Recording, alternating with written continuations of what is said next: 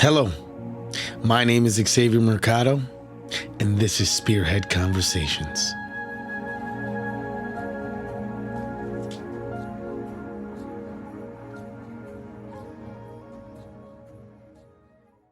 Hello, my name is Xavier Mercado, and this is Spearhead Conversations. Today, I am joined by special guest Kyle OLSON. Since a young age, Kyle OLSON has had a passion for telling stories. When he was just 14 years old, he started his own production company. At age 15, Kyle won his first award at a film festival for the documentary on the inauguration of President George W. Bush. At age 30, Kyle won his first Emmy Award for a World War II documentary called The Last Signal. To date, Kyle has clocked thousands of hours working on some of the biggest television shows and movies in the industry. And I am excited to welcome here today the one and only Kyle OLSON. How you doing, buddy? Greetings. How's it going, man? Been good. It's been a long time, man. I'm happy you finally we can talk. It's man, 15 years is a long time. It has been a very long time. Yeah, it's crazy that now we're recording this almost to the date 15 years from when I first moved to Los Angeles, which makes me feel old. Man, and thinking about that, man, we're from South Milwaukee. We're Rockets, and your career since then has just blasted off. Like, holy cow, man. Seeing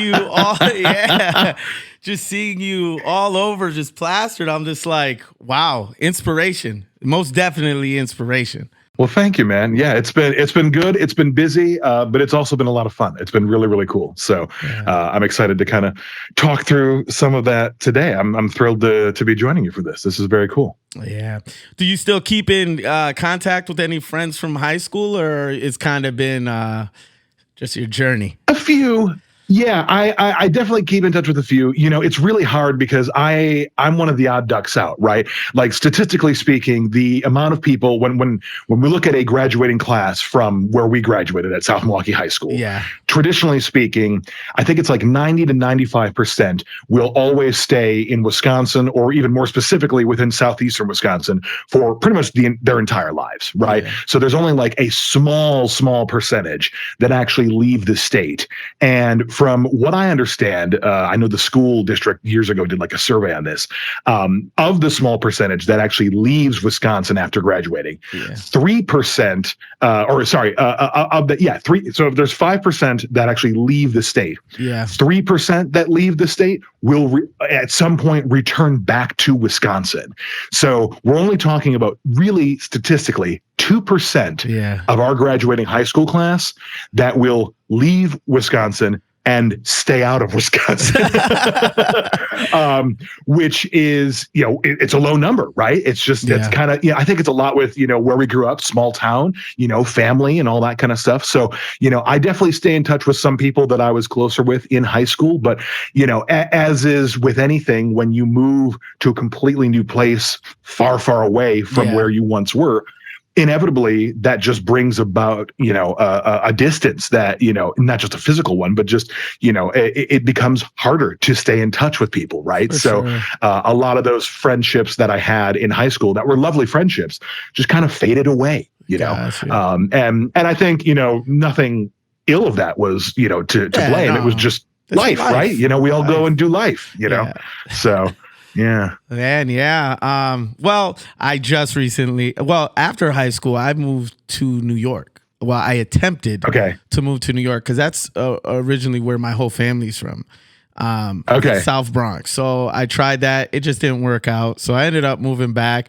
But I stuck around South Milwaukee. I just recently moved to back to I moved to Milwaukee. But across the street is Greenfield. Do you get what I mean? Okay. So yeah. You're right there. I'm right there. But all this whole time, I've still been in South Milwaukee. I've still kept in touch. Names like Danielle Peacecheck, Jake Weinberg. That's really my little small circle. But yeah, it's right, man. Well, yeah, dude, it's awesome to hear from you, man. And I appreciate you coming on. So Let's dive in. Absolutely. Let's dive in. Shall we? So, let's do it. Oh, let's do it. So Kyle, tell me about your childhood growing up, as well as what elementary did you go to? Okay, so I went to E.W. Luther Elementary. As you might recall, there were like 4 elementary schools in South Milwaukee. Yeah. I was at E.W., which happened to be the second closest to my house. I actually grew up near Lakeview. I was really close to Lakeview, like walking distance from Lakeview. But my dad had done a lot of work in the schools and was very familiar with the teaching staff at EW. And so he had said, I would rather you go somewhere where like I know some of the people because I just know they're going to take care of you and you'll have a good education. And nothing against the teachers at Lakeview. Yeah. He was just familiar with those, right? And so that's how I ended up at EW.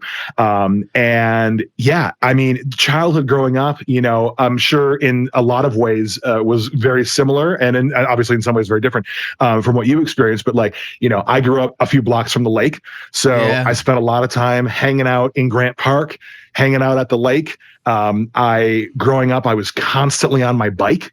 And, the beauty of a town like South Milwaukee that you don't get in a place like Los Angeles is you can just be a kid and ride your bike around and like, you're not going to get run over, you can just, for sure. There's not really traffic to worry about in a town like South Milwaukee. Right. So that was something that I didn't realize then was such a cool thing. But now looking back at it was like, oh man, those were the days. Right. You know what? So that was cool. You know what the funny part about that is that I went to Lakeview. Did you really? Yeah, I graduated in Mr. Costello's class. Okay, yeah, Leah Costello's dad. Yeah, exactly. We graduated with daughter. Yeah, Guy Costello. Yeah, but yeah, good old. I lived right there in the low income housing right there. Right, my backyard was by Little League. Yep. Yeah. Okay, so I'm 4 or 5 blocks from Little League. Okay. So if you go further away from Lakeview past Little League, I mean, I could walk there in 5 minutes from my house. So it was super close. So I spent a lot of time at Little League, spent time hanging out at like the Lakeview playgrounds and stuff like that. And then, the lake was right there. And so I was constantly, my friends and I, we were constantly on our bikes. We were constantly going around the city, and just exploring, going down by the park and, the lagoon and all that kind of stuff. And so that was a lot of growing up, in the summers, my family and I, we'd go out, we'd do family vacations. We'd go a lot of times on road trips. We'd keep it close, but it was kind of cool because we could go somewhere that like, obviously I had never been to and, kind of get a educational summer. So like one year we'd go to South Dakota and we'd see Mount Rushmore. And then there'd be another summer we'd go to St. Louis and we'd see the Gateway Arch or, whatever it was. Right. And so that was my childhood. It was going out. It was, even from a young age, kind of getting out and traveling and nothing crazy, but just, exploring the local kind of Midwest, if you will. It was lovely. Through all those, through all that traveling, because, I'm very fortunate right now. I've done, me and my wife, we ended up buying a timeshare just with the purpose of taking one big vacation a year. So I totally. That's awesome. That's the type of childhood I'm trying to bring up with my own children. But throughout all those journeys of traveling, what were your hobbies? Like, what did you like to do? Oh, man. So growing up, and I don't know if all these hobbies necessarily relate to traveling, but some do, some don't. I was always going to the movies. I was watching movies constantly. Yeah. TV was obviously a big thing. You remember the 90s. You remember, the stations we were glued to as kids. This was before streaming. This was back when, remember the South Milwaukee Blockbuster? Yeah. That was definitely. My place to go as a kid, right? Like I would get on my bike and I would go to Blockbuster and I would rent a movie once a week. And at one point they had like the Blockbuster movie club. So I would go there and I would get my movie every week and I'd make sure to bring it back and I had to rewind it, the whole Blockbuster experience. Right. And so that was a huge hobby for me, was like watching movies and, just kind of absorbing entertainment in that kind of facet. I collected Pogs. I had like all these little like, bizarre collections. Pogs. All these kids, remember Pogs? Yeah. I all the kids were collecting Pokemon cards. I never got into Pokemon cards. I was always about Pogs. Yeah. And now, like, who knows where that collection went? But really, my biggest like hobby was taking pictures. It was I always had a camera in my hand. Anytime we would travel, like if you look back, and I have them still to this day, I digitized the entire collection fairly recently. It was a COVID project that I did when we were all stuck at home. Is I would go on these vacations, and when we go to Mount Rushmore and we'd go to the Mall of America and whatever, I would always take a camera along. Back in the day, this was a film camera. And I would go out and I would take pictures. And some of those pictures, oh boy, like this was, early Kyle photography. These were not great. These were not great photos, Xavier. But then as time went on, then I developed an eye, and I started to kind of figure out that like, oh, this composition looks good. And some of that was like my dad kind of hobbied in photography, so he would kind of help me a little bit. But a lot of it, to be completely honest, was just trial and error. The more you do something, the more you learn, right? Yeah. And that was what it was. So like when it comes to like hobbies, and specifically like the travel hobbies, that was it. It was photography. And that obviously grew as time went on. Oh, definitely.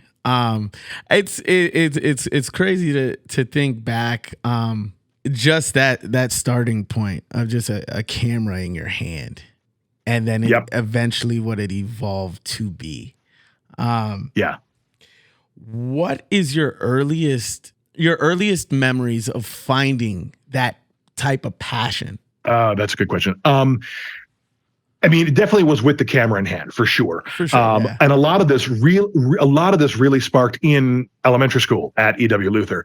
I remember I for better or worse, I was the odd duck out in elementary school. Mm-hmm. And by that, I mean, like, no other kids were walking around with cameras in elementary school. That wasn't a thing. It's probably still not a thing. It's only a thing now because like kids have phones in school, but like we didn't have cell phones in school. Like we didn't do that, right? And so back then I had a film camera that I would take to school, and I still have all these photos, and it's like people that you and I all know, and I would take pictures of them, and it was for everything. It was at Halloween time we'd carve pumpkins, and I went and I took a bunch of pictures of all the pumpkins we carved, and then at Christmas time when they had the Christmas concerts, I would take pictures of all of us in our Christmas suits and like all that kind of stuff, right? And then when we graduated in 5th grade, I would take all these pictures then. So like that was definitely a huge part of it. And then I think the other part of it was as I was growing up, and especially in those first few years in elementary school, I started to realize that I had an interest and a passion for the industry, for entertainment, as it were, and specifically film and TV. And so I don't know if you know this story, but when I was in 5th grade, everybody was kind of prepping because they had like the big 5th grade graduation at the end of that year. For sure. And for us, this was the year 2000, so it's like a very big deal. We were the graduating elementary school class of 2000, and that was special. And double zero, Y2K, baby. Yeah, that's right, 00, Y2K. And it was really interesting because I knew then that like I was extremely passionate and interested in getting into the entertainment industry. And something about me that's always kind of been there is I've always like from that young age been career driven, right? Like I'm taking pictures and I'm expecting in the 5th grade that my picture is going to make it in National Geographic. And like, I'm disappointed when they ignore my letter, And so, what I did in 5th grade was I started sending letters to celebrities, and I would send letters to basically anybody that was big at the time. Oprah was deep in her talk show. This was when Rosie O'Donnell had her talk show. Wow. Wow. Remember that? Yeah. Blast from the past. Right. And so I started sending letters to anybody I could think of that like my 5th grade brain thought was a big celebrity. And a lot of it was talk shows. And a lot of the reason I did that was because my mom would watch talk shows. Right. So for sure. My mom was watching Rosie O'Donnell. My mom watched Oprah. I sent a letter to Rosie and to Oprah. And this is, again, kind of like dating ourselves here, but like really before email was popping. Oh, for like sure. People were just starting to get websites, right? And so I sent all these letters asking, and I basically said, I'm graduating 5th grade this year. I want to get into film and TV. Do you have advice? And also, if you happen to be in town, you're more than welcome to like swing by our, little elementary school graduation. Like, come on by, right? Come on by. And so I sent this letter to a bunch of people, and the responses I got were incredible. I got so many people to write letters back. And I don't know if this would be a thing that like people could do today because of just how much the market's kind of saturated since then. But like back then, this was like insane. And like Rosie O'Donnell responded and sent me like an autographed headshot. And then remember she had the koosh balls on her show, like the big little fluffy balls. She sent koosh balls for our entire graduating class. There was a whole box that showed up to E.W. Luther one day of just all these koosh balls. And the kids were like, what? Yeah, it was crazy. I sent letters not just to celebrities, like quote unquote Hollywood celebrities, but also just people that were like mainstream at the time, which included sending letters to, in the year 2000, there was a huge presidential election happening. And I sent letters to both presidential candidates, which were at the time Al Gore and George W. Oh, and wow. George W. was so moved by my letter, and also running for office at the time. And so he decided to not just respond, but send a representative to our graduation to read his letter at our 5th grade graduation. And get this is going to blow your mind. You already got my mind blown right now. I'm speechless. This is the next step. The person he sent was working at the Wisconsin State Capitol at the time. And he was like very low on the totem pole, just kind of starting his career in politics. And he, you know how it is when you're low on the totem pole, you get sent to the events to kind of show face and, whatever. Right. And so this guy came to our 5th grade graduation and read a letter from then presidential candidate George W. Bush, then governor of Texas, right? And the person who read the letter was a guy by the name of Scott Walker. Wow. Who years later would, of course, go on to be governor and run his own campaign. But yeah, so those were like, when you talk about like kind of the quote unquote core memories, for me, that was it, right? It was taking the pictures and it was reaching out to people and getting the advice and just soaking it in and knowing that like, this is the trajectory I want my life to take. And a lot of the advice that came back was, the sooner you dive in, the sooner you can make it happen. And that advice stuck with me, and that was it. And from that moment on, it was just, all right, nowhere to go but up. Right. I would ask what kept you headstrong with your passions growing up, but it seems like, wow. The initiative to send letters out, to try and reach out to all these names, and the fact that you got responses, not one, but more than one. I never knew these stories, so I'm very happy you said this, and I'm like, right? Scott Walker. I think it's funny because like there was obviously a lot of people that we graduated high school with that were in my elementary school class, and I think even a lot of them didn't know that it was happening or didn't realize it was happening. And like, obviously they were all at our 5th grade graduation, but I would be willing to bet that more than half of that class forgot that happened.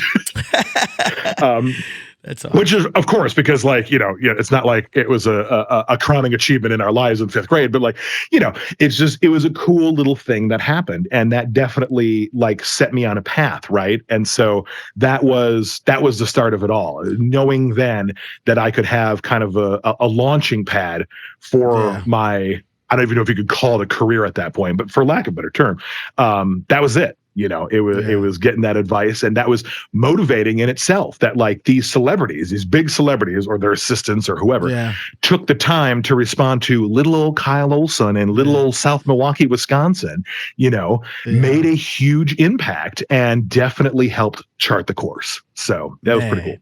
So another question I would have asked is, when did and realize that you wanted to pursue, but I'm guessing that's 5th grade year, or it was a little bit 5th grade year. There was another thing that happened in elementary school, and it's funny because I didn't actually realize this until years later. Like, I think it was until I even came out to LA that I actually put this together. When I was growing up, every few years, my parents would take me to Disney World in Orlando, Florida. And I don't know if you've been to Disney World, but at Disney World, they've got all these different theme parks. They've got Magic Kingdom, they've got Animal Kingdom, they've got Epcot. And then there's this fourth park called, at the time it was Disney's MGM Studios. Now they call it Disney's Hollywood Studios. And the whole theme of the park is filmmaking. And in today's world, at Hollywood Studios, if you go, the whole idea is that you can become a part of the movie, right? So they've got Toy Story Land where you can be a toy, and they've got Star Wars Land where you can, be a Jedi and like all this kind of stuff. But back in the 90s, MGM Studios, which was what it was called then, was completely different. And it wasn't about being in the movie. It was making the movies. It was the magic behind making the movies. Yeah. And so we would go every family vacation, every few years, we'd go down to Disney World and we'd go to all the parks. And the day that we would go to MGM Studios, the night before, I wouldn't sleep. I'd be so excited. And then the day that we're there, like my mind is just whoa, like this is how they make movies. Holy cow. Like, right. And it was insane, right? Like it blew my mind. Yeah. And I would come home from these trips and I would, we'd go to hang out with the kids at lunch and whatever. And they'd be like, oh, what'd you do today? And I was like, I went to Hollywood Studios last week. And they're like, okay. And I was like, and I saw how they made Indiana Jones. And they're like, okay. And I was like, and I learned movie magic. And they're like, okay. And I was like, and it's the greatest thing ever. And they're like, I don't know about that. And I was like, what are you talking about? Of course, this is the greatest thing ever. What I didn't know then that I now know is that was me realizing my passion. That was me realizing that, oh, this is something that really speaks to me. Not everybody reacts the same way to seeing a camera behind the scenes and filming something or whatever. But at the time, I just thought like, oh my God, everybody in the world must think this is the coolest thing on earth. In reality, not everybody thinks it's the coolest thing. Yeah, no. But I did. And so that spoke to me.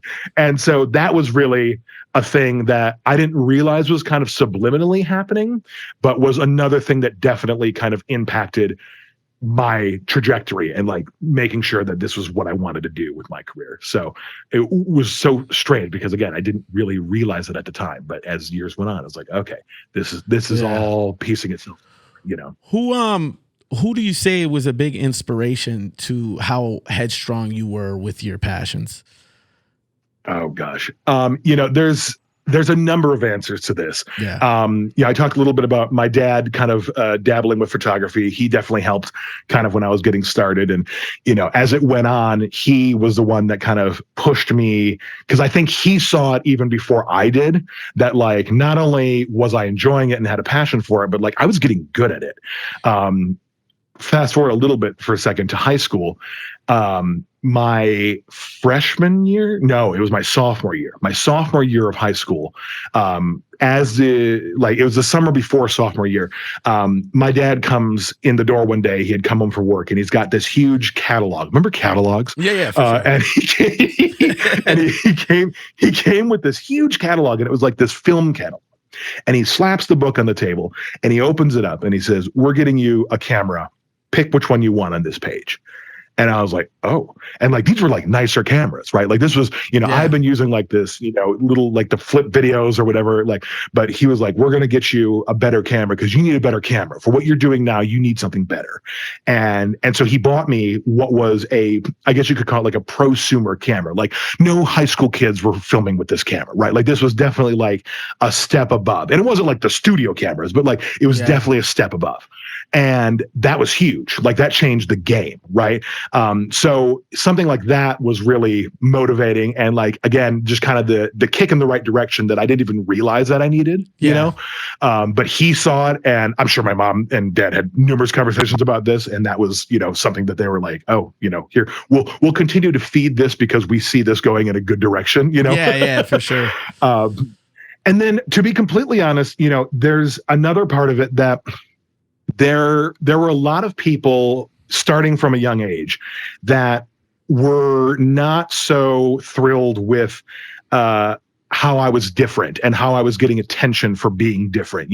Like I said earlier, like I was the guy in elementary school that walked around with a film camera. That was different. That was weird. That was outside the norm. And as a result of that, I gained the attention of the teachers who thought that was unique. And that was like, oh, Kyle, do you want to share your film camera? And while some kids thought that was cool, some other kids didn't think that was cool. Nah. And I got picked on a lot for it. And when that happens, you start to hear things, and the biggest thing you can probably hear when you're getting picked on, outside of like your typical like just insults, is whatever you're trying to do, you're never going to do that. Like you can't do that. Like you're never going to be a filmmaker. You're never going to be, whatever, right? And I gotta say, there is nothing and I can't speak for everybody, but like for me, there is nothing more motivating than telling me I can't do something. Do something, yeah. The second you tell me I can't do something, just you watch. Yeah. Like I'm a prove you wrong, right? I'm gonna have the last laugh, right? Yeah, and so that was there were a lot of incredibly influential people. My parents, of course, being some of them, teachers supporting the hobbies when I was growing up. But the most motivating were the people that said I couldn't do it. Oh, sure. Because if they hadn't, I don't know if I would have been as determined to prove them wrong. Yeah. Oh, that's man.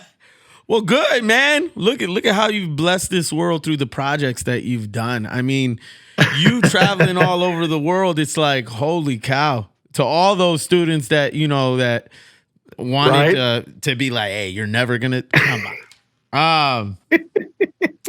You started a film company at 14 when basically when we were starting high school. Yeah, a year later, you won your first award for the inauguration of George W. Bush. Yep. Before I tell you to just tell us something about that, doing the documentary, did that have a lot to do with what he did in the 5th grade? It's funny because, to be honest, I'm sure it had an influence, but it really wasn't on my mind at the time. Yeah. I'm sure it had like a subconscious effect. The reason I did a documentary on the inauguration of Bush was because my dad, who was a police officer for years with the South Milwaukee Police Department, he was a motor officer. He rode the police bike around town. He was the only guy on the South Milwaukee Police Force that ever rode the police motorcycle. And so he got called to go out and help with the inauguration of Bush. This was the second inauguration for George W. Bush. And so he had a bunch of friends that were out there. And so I remember it was like half vacation and then half like kind of work trip for Dad. And he was like, I'm going. Do you want to come with? And, I was like, well, yeah, that sounds cool. And I had to get out of school for a few days and all that. But like all the teachers were like, you're going to learn more at that inauguration in 3 days than you're going to learn at school. So go Definitely. Experience the inauguration.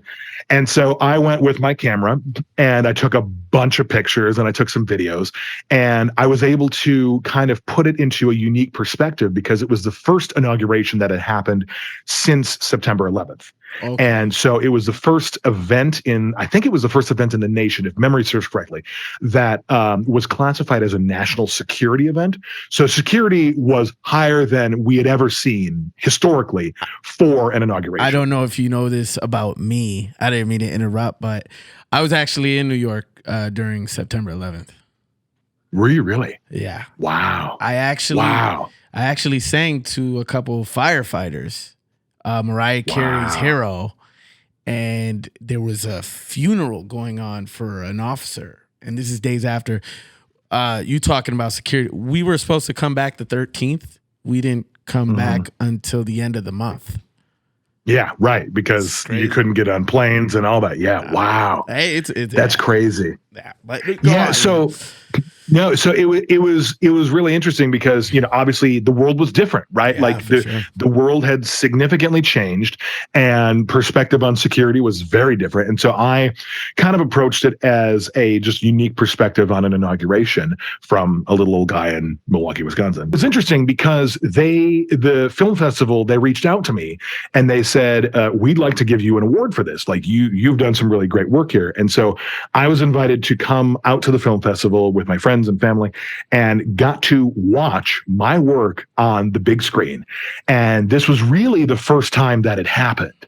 And that was incredible and a kind of core memory in itself, right? And so being able to watch this, and then afterwards people applauded and they'd come up to me and they'd say, "Oh my gosh, you were so great and we really learned something," and getting that audience reaction was like habit forming. It was addictive. It was like, oh my gosh, I've experienced this and I never want to not do this again. Like this is what I want to do, right?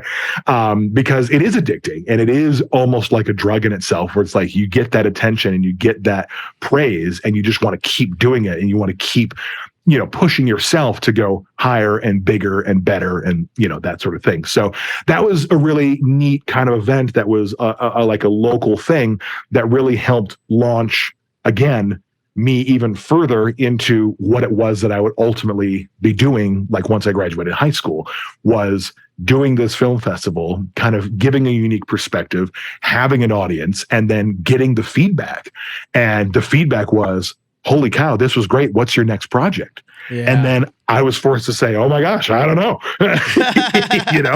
And so I had to go out and keep doing more things. Yeah. But that was it. That was a defining moment in Kyle's early career, if you will. That's, and you like express it like that. And that's kind of like with this whole podcast. And I said this in a recent interview I did with Educators Amplified. Do you remember Joanna Rosado? Yeah. Oh, sure. Miss Rosado. And then Hallie Schmeling is a newer teacher, but we never had her. But I brought up when I realized that this is what I wanted. I want to pursue this. I was interviewing Danielle Piszczek. She has a salon / plant shop. It's called Folias. And I was looking at her, and then for a split moment, I looked beyond her, and we were in her sunroom. And I'm like, this is what I want to do. This is, if I can somehow make this work. And it's been nonstop working at it. It's, and you of all people know, like, look where you've taken your career. Look where you've taken your passions. It's watching someone like you tells me that is possible, and it's just to think. And then I reflect back. This actually brings me to my next question. We're gonna backtrack a little. Okay. You were picked on growing up, and I know this because I went to school with you. From middle school all the way up. But how did that affect you, and how did you manage to stay strong? I also know that you were picked on because I'm guilty of being one of those people who picked on you from time to time. And it wasn't about what you were doing with, production or anything like that. It was more about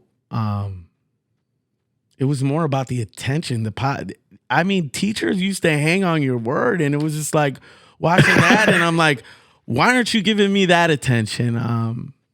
First and foremost, before you even answer this, I do want to apologize. I reached out to you 2 years ago, but that was over messages, and I have you in front of me for the first time. And I just want to say, I do apologize because when I do look back at high school, I do cringe a little.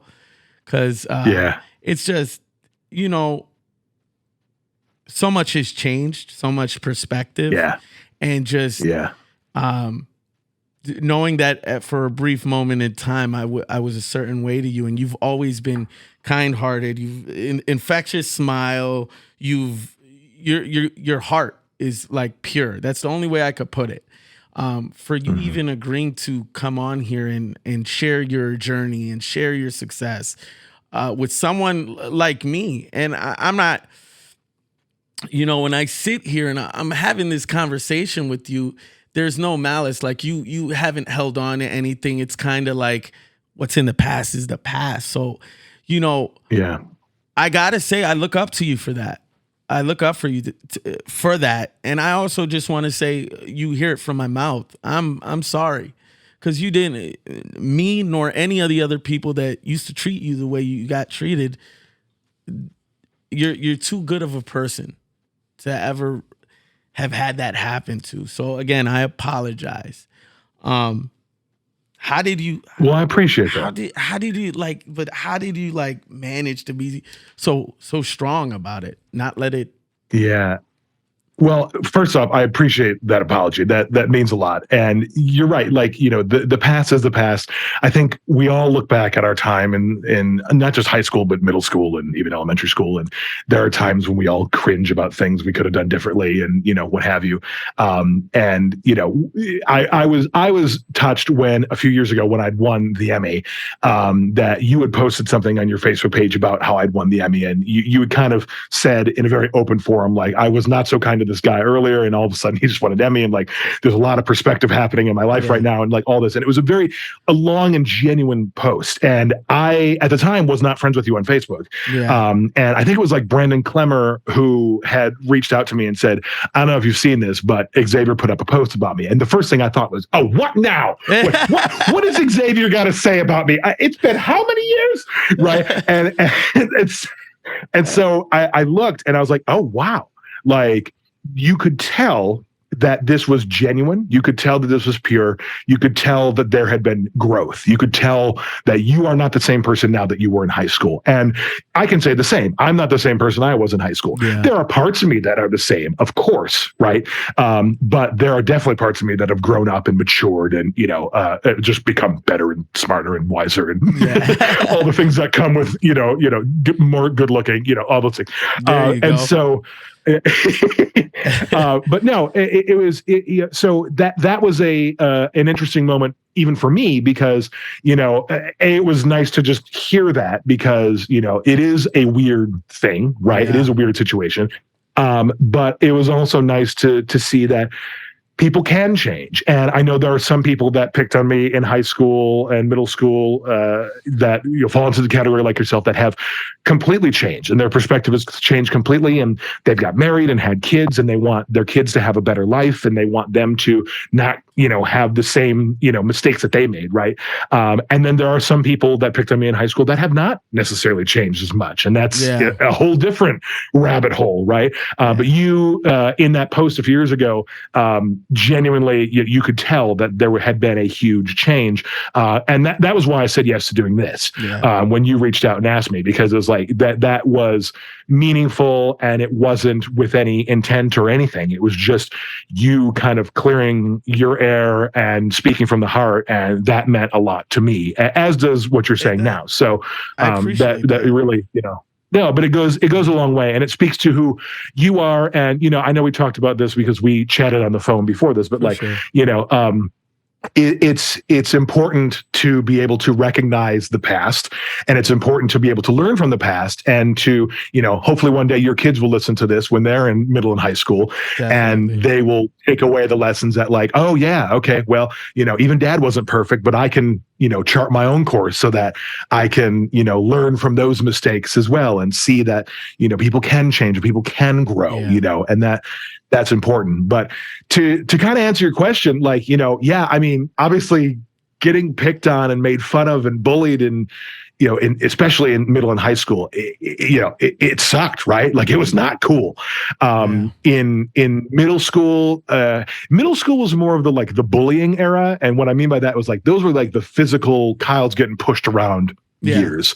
Like I remember there was one time where I ended up at the doctor because like somebody had like literally like shoved me over one day and like physically brought harm to me, which was wild in itself.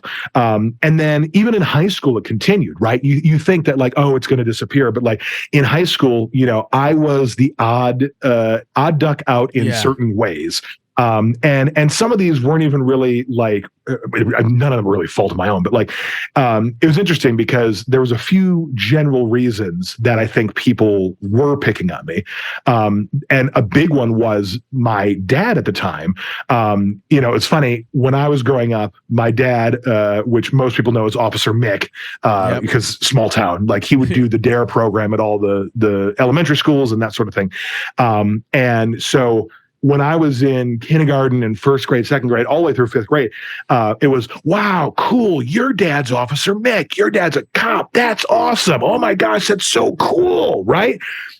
By the time that we got to high school, it was, yo, Kyle, your dad, he pulled me over the other night. I got a speeding ticket from your dad, and wow. The perspective completely changed, right? It went from, oh my gosh, that's so cool, to like, hey man, screw you, and it was nothing I did. It was my dad doing his job, and so that was an interesting dynamic. But then even outside of that, take my dad completely out of the equation. I was marching to the beat of a different drum. Yeah. I was in theater. I was a bit outgoing, more so than most people. I wore a lot of the Aloha shirts and all the classic, targets for sure somebody to get picked on, right? And so I will give you you did have your own style at the end of the day. It just totally, it was different. That's for sure. Mm-hmm. I had my own style, and like, even I didn't realize it at the time, but like, it has become a thing. And like, even something as silly as like how I smiled for pictures back then was something that people made fun of. I've always smiled the same way for photos. Oh, yeah. If anybody knows my pictures now, as you see me, like, I love people smile, nowadays dude. affectionately, thank you. People nowadays affectionately call it the Kyle smile, because it's just like, it's the classic, like my mouth is just hanging open in all these photos. But back then people would make fun of it, and they'd call me like Muppet Mouth and like all this kind of stuff, and it was, anything they could find, they would make fun of it. But to answer the second part of your question, like, to get through all of that, it was a few things. It was kind of what I said earlier, which is the most motivating thing in the world is when somebody tells you you can't do something, right? That was, so it was funny because like, these people, they're picking on me and they're making fun of me, but at the same time, they're also fueling the fire, and they don't even realize it. Yeah. But they're the ones that are like, you will not do this. You cannot do this. It is impossible to do this. And again, my reaction in the back of my head is, oh, you ain't seen nothing yet, right? Like, just you wait. I'm going to prove you all wrong, right? And then the other part of it was, obviously my parents were extremely supportive. But high school was an interesting time because as I was getting on in high school, I was getting more attention from the teachers. That was a huge part of what helped me get through these things, was having like the teacher support. But like, I got death threats in high school. Like there were times when, I had letters in my locker, and there were times when like the teachers like had to escort me around from like class to class because like people had said they were going to do something. Yeah, there were, I don't know if you remember, but like when we were in high school, there were some days where like they had to do like bag checks and stuff like that. Yeah. And some of that was because there had been like letters in my locker and like really weird things that had happened. And, and it was just a thing at the time. And I didn't really piece it all together like I can now. Yeah. And now it all seems so silly and so, that's trite. so crazy. I did not at the know time that. It was a big deal. It was a big deal for sure. But a lot of that support really came from the faculty, the teachers, my parents, and just being able to, have the validation that like, yes, you are marching to the beat of a different drum. You do have higher ambitions than most. You are doing something that most would consider exceptional, special, whatever category you want to put it in. But that doesn't mean you should stop doing it. Like, this should not be the reason you stop it. And that was a lot of the fuel behind, getting me into theater and, all those kind of hobbies that I did. Yeah. As high school kind of progressed. That was my kind of quote unquote escape, from it. And, and I met a lot of good friends doing all that, which helped too. Those friends helped push me along and give me the validation I needed to know that what I'm doing is right, so. Well, I'm happy you didn't let that break you. I think, coming up to this question that I asked, it was kind of, like you said, it's growth and trying to just evolve as a person. And I do have a middle schooler right now. She's 12. Yeah. Her name is Yeah. Mackenzie. And then I have twins that are 8 years old, going into the third grade. They're at Lakeview. Yeah. But and then I got a 2-year-old, so it's definitely trying to show him a better example. I'm happy that you never let these type of comments stray you from your path, because I mean, we definitely take it how it is. We need people like you in this world to show that it is possible. A small town boy can go and capture the attention of millions of people, because you have. I mean, some of the I brought you on here, but I'm not. I know people know the name in Hollywood. They would know the name in Hollywood, but some of the shows you've been involved with. I mean, House of Dragons, HBO. Encore, Disney Plus. Don't F This Up, Netflix with Kevin Hart. Kevin Hart. The show The Four on Fox. These are some of the things you've been involved with. And why I'm bringing that up is because, look what you've done. You've taken off. You didn't listen to any of the noise, and you stood on your path. So back in high school, how long or how active were you in theater? I mean, you were always in theater from my but that was my jam, right? High school theater, that was like my big extracurricular. Everybody did sports or whatever, but like that theater was my thing. And that had started from a really young age. That started when I was in elementary school. There was a program in the summer that the South Milwaukee Rec Department put on, that at the time was called the All City Players. And then they later changed that name to the South Milwaukee Youth Theater. And it was a summer theater program where you come out and they do a musical every summer. And that was what I lived for. I loved the summers and I loved doing the musicals. Yeah. And from a young age, I started getting cast in these really exciting roles. And it just kept growing as time went on. And it became a huge part of who I was at the time. And again, fueling the entertainment part of me, right? And the creative side of me, and learning how to do certain things. And there was a year that we were doing the youth theater during the summer that like most people point to as like, this was the year that Kyle came into his own. This was the year that everything changed. Yeah. Every year prior, Kyle went on stage and he just kind of did the thing, and he went out there and he, said his lines or whatever. But there was one year that I played the lead in The Music Man, which was my freshman year, coming out of my freshman year of high school. Yeah. And that was huge. That was a very big deal. And everybody was like, oh wow, like Kyle has changed. Like he gets it. Like this is he's been bitten by the bug, as they say, right? And this is going to be, a thing. And so I always kind of challenge myself that during the school year, we would always do a play and a musical. And for those, I would be behind the scenes, because that's ultimately where I wanted my career to go. I wanted to be behind the scenes. But then in the summer, as kind of the hobby and to stay, kind of changing it up a bit. In the summer, when they did the theater shows, I would go on stage and I would be like one of the leads in the musicals. And a lot of times I got the leads because I was one of the only dudes that did the theater program. And they just needed guys. Believe it or not, I kind of kick myself. It's one of those things where I look back because my attention wasn't on things that I was interested. I've always had this personality, but I do kick myself that I wasn't in theater. I didn't at least attempt it. But back to you. I didn't mean to cut you off. I loved it. I thought it was absolutely awesome. And we had some really incredible theater advisors, instructors, teachers, what have you, growing up. It started with Elizabeth Hepp, who then became Miss Hepp became Mrs. Fritz. And then she left the district to go elsewhere. And then Bill Jackson came in.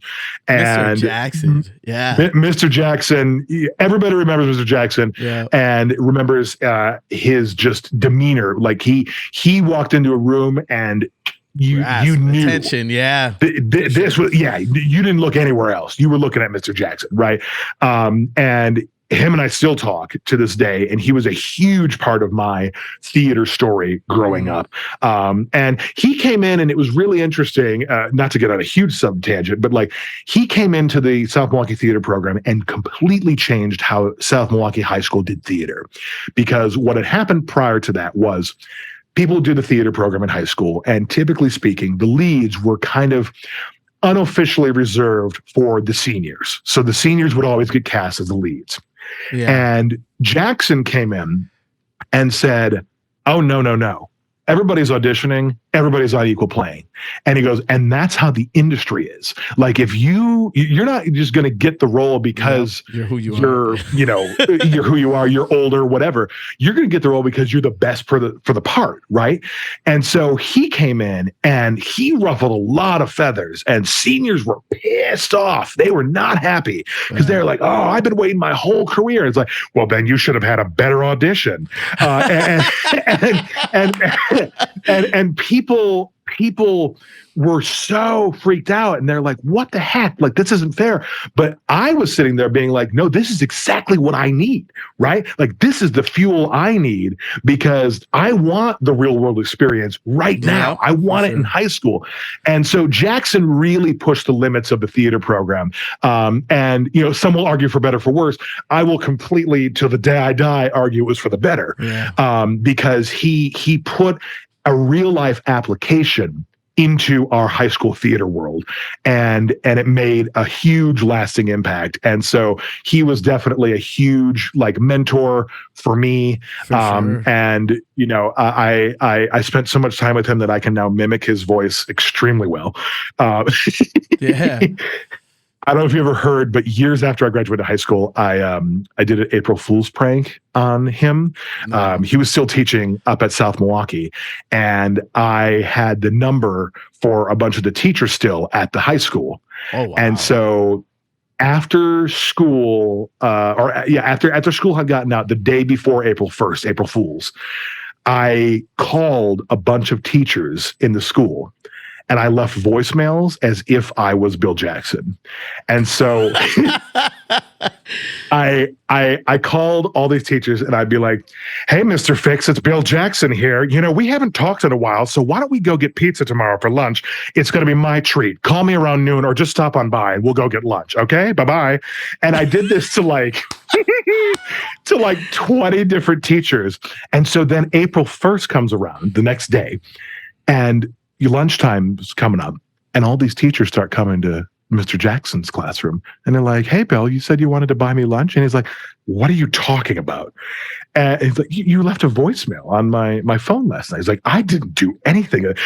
Yeah, so all the teachers start kind of putting together that, oh, we all got these voicemails that sound like Jackson. Well, who would? Oh, and then all of a sudden they had this epiphany. But yeah, so theater was definitely, and Jackson, of course, were a huge part of my high school story. That was huge for me, and led to a lot of greatness beyond high school because of that. Oh man, Mr. Jackson, talking about that brings me into the next question, because yeah, he was definitely a person that when he stepped in the room, you knew you were there, and his presence.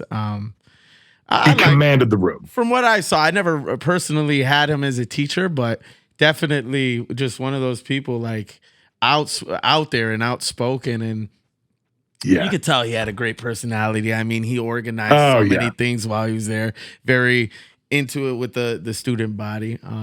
You guys actually did a spoof of the 007 film for our senior year. Yes. I watched it recently coming up to this interview, trying to, prep, get some you sent over. It was awesome, man.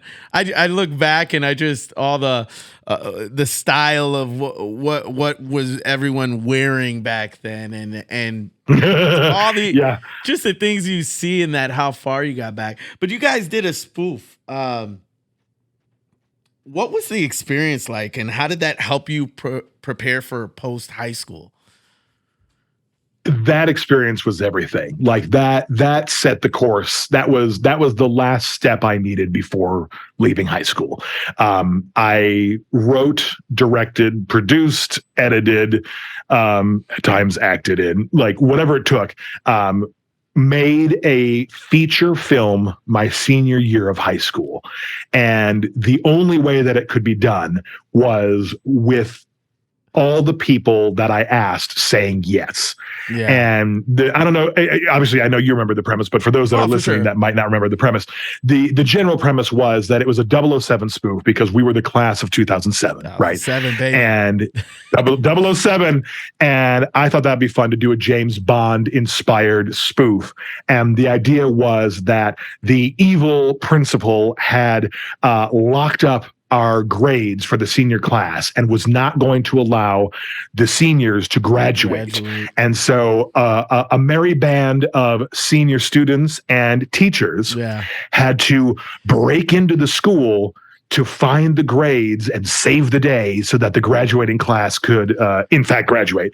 And it was so much fun. It was so much fun. It was the defining thing that happened my senior year.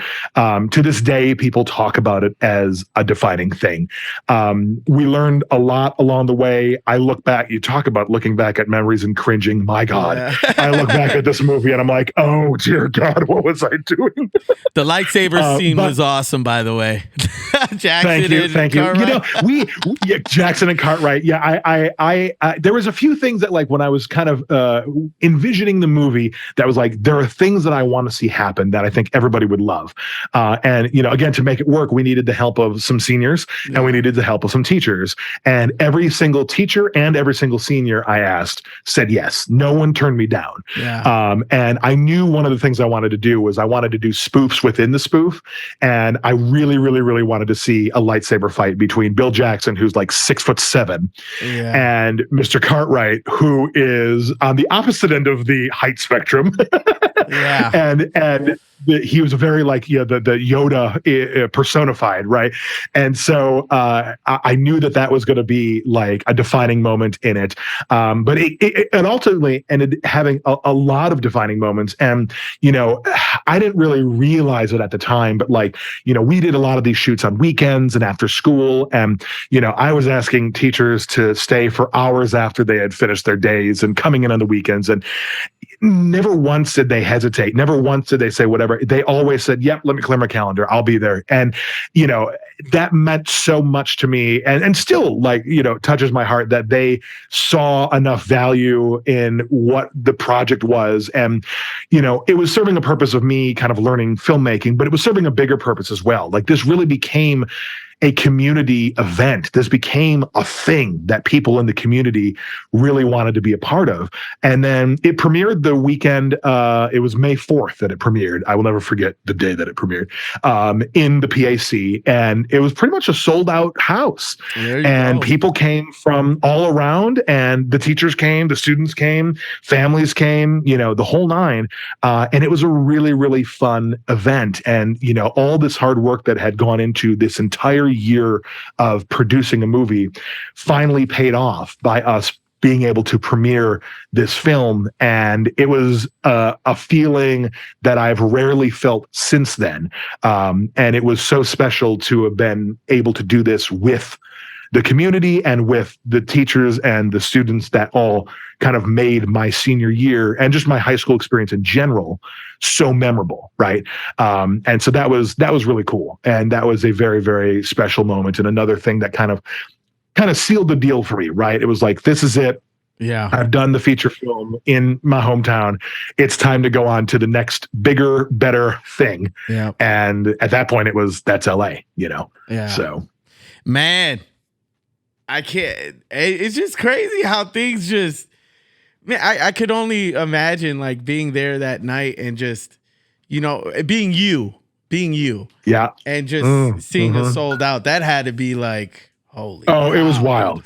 Emotional, I would say, in a sense, too. Like, I tell you straight up, I'd be emotional if I was watching a whole PAC full of people all here for me to support. Yeah. I actually, when I did the release party for the commercial, that I put out for this podcast, and the people that showed up, it's my closest people, and it was a small group, but it was still to have that to push you, like that gives you the motivation, like I'm on the right track. Yep. I'm on the right track. Yes. That's what it was, right? It was the validation that I needed to go that could fuel my starting in LA journey, right? And it continued to just fuel that fire. And that's everything I needed at the time. And I learned so much doing the project. And now it's fun to look back at as like a time capsule, right? Like it's just a memory. You can watch it for a high school reunion or something, and it could be just like a fun thing to kind of look back at and see. But at the time, it was, it was different. It was cool. It was unique. Well, I got a question. And how long did it take to do the actual film? I don't know if you answered that. Oh my God. We started when the school year started. I pitched this like when we were when school started that year, our senior year, I pitched that. And it went basically up until the week before we premiered. So like through the end of April. So like basically the entire school year minus the last month was dedicated to this movie. And it was interesting because my senior year, we were allowed to do, I forget what they call it. It was like a work co-op type thing where if you had a job, you could get early release to go and work at this job, whatever your job would be. And a lot of people had like, jobs at like Northwestern Mutual or wherever it was, like doing apprenticeships and things like that. And I applied with my LLC for the video production company that I owned in high school and said, this is my job. I'm independent. Like I work for myself, and can I get early release? And they approved it. The school said, yeah, that's totally within fair game. And so a lot of time I spent working on other projects and filming other things, but a lot of that time was also spent on 007 and making that all come together. And so that was kind of a neat perk of senior year as well, was that I got to be able to do that, so. That's awesome. So, what were your plans immediately after graduating high school? So the ultimate plan was I want to study film, whatever that means, and follow that road, right? And so it's interesting because when we were in high school, I'm sure you remember this, they had at the schools, they would have like these college fairs and career days and like that kind of thing.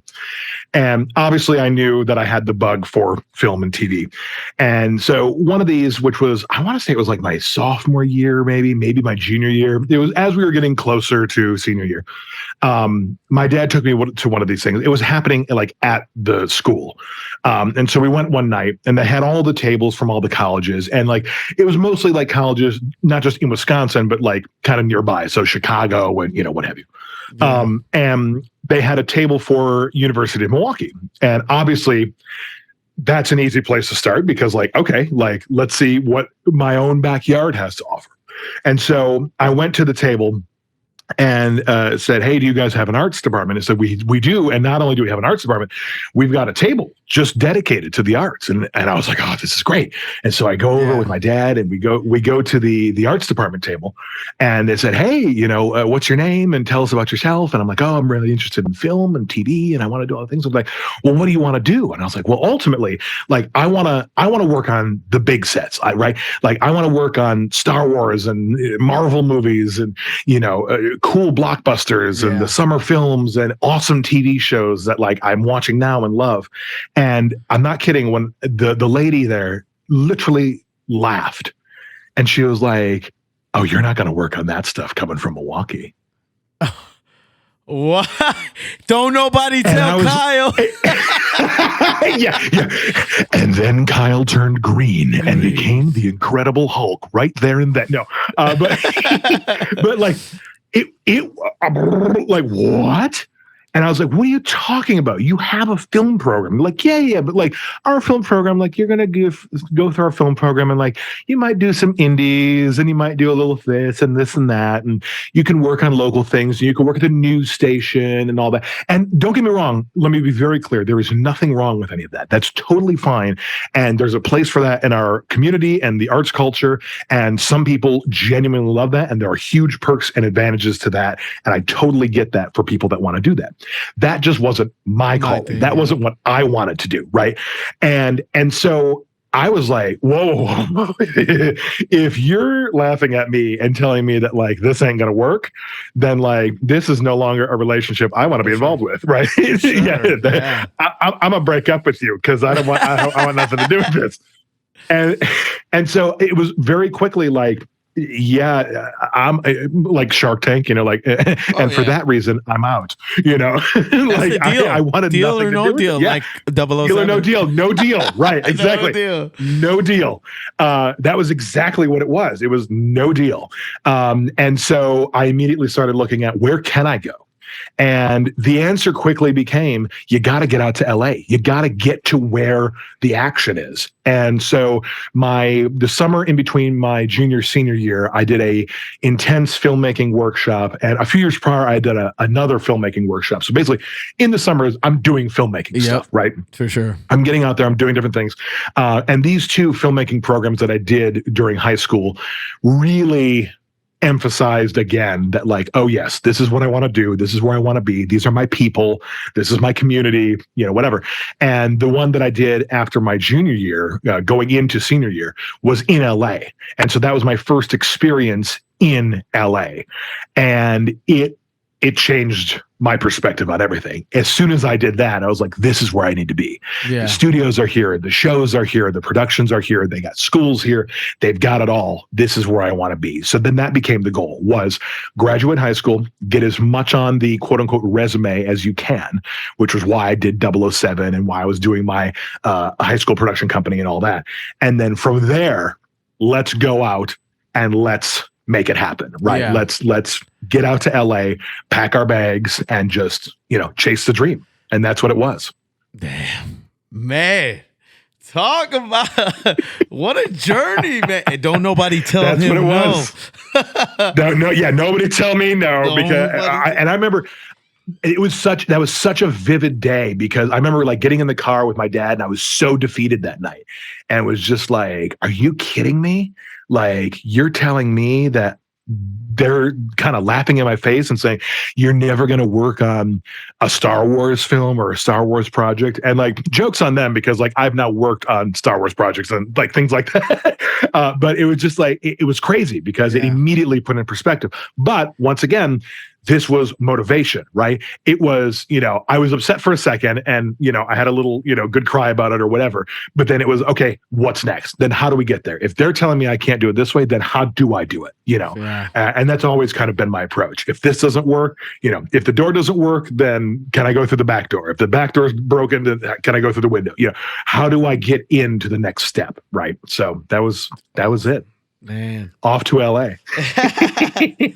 Did you get any advice before you left from any of your mentors? Oh my God. Or, So much advice. A lot of it was really, your typical kind of going to, remember, when you're a senior in high school, the amount of times that everybody reads to you the Dr. Seuss book, like, oh, the places you'll go, and like all that, so much advice in that regard. But I think probably the best advice that I got was at my senior, my graduation party that I had, which was like days after we had graduated. Yeah. I had a party in Grant Park, and friends and family and whatnot came.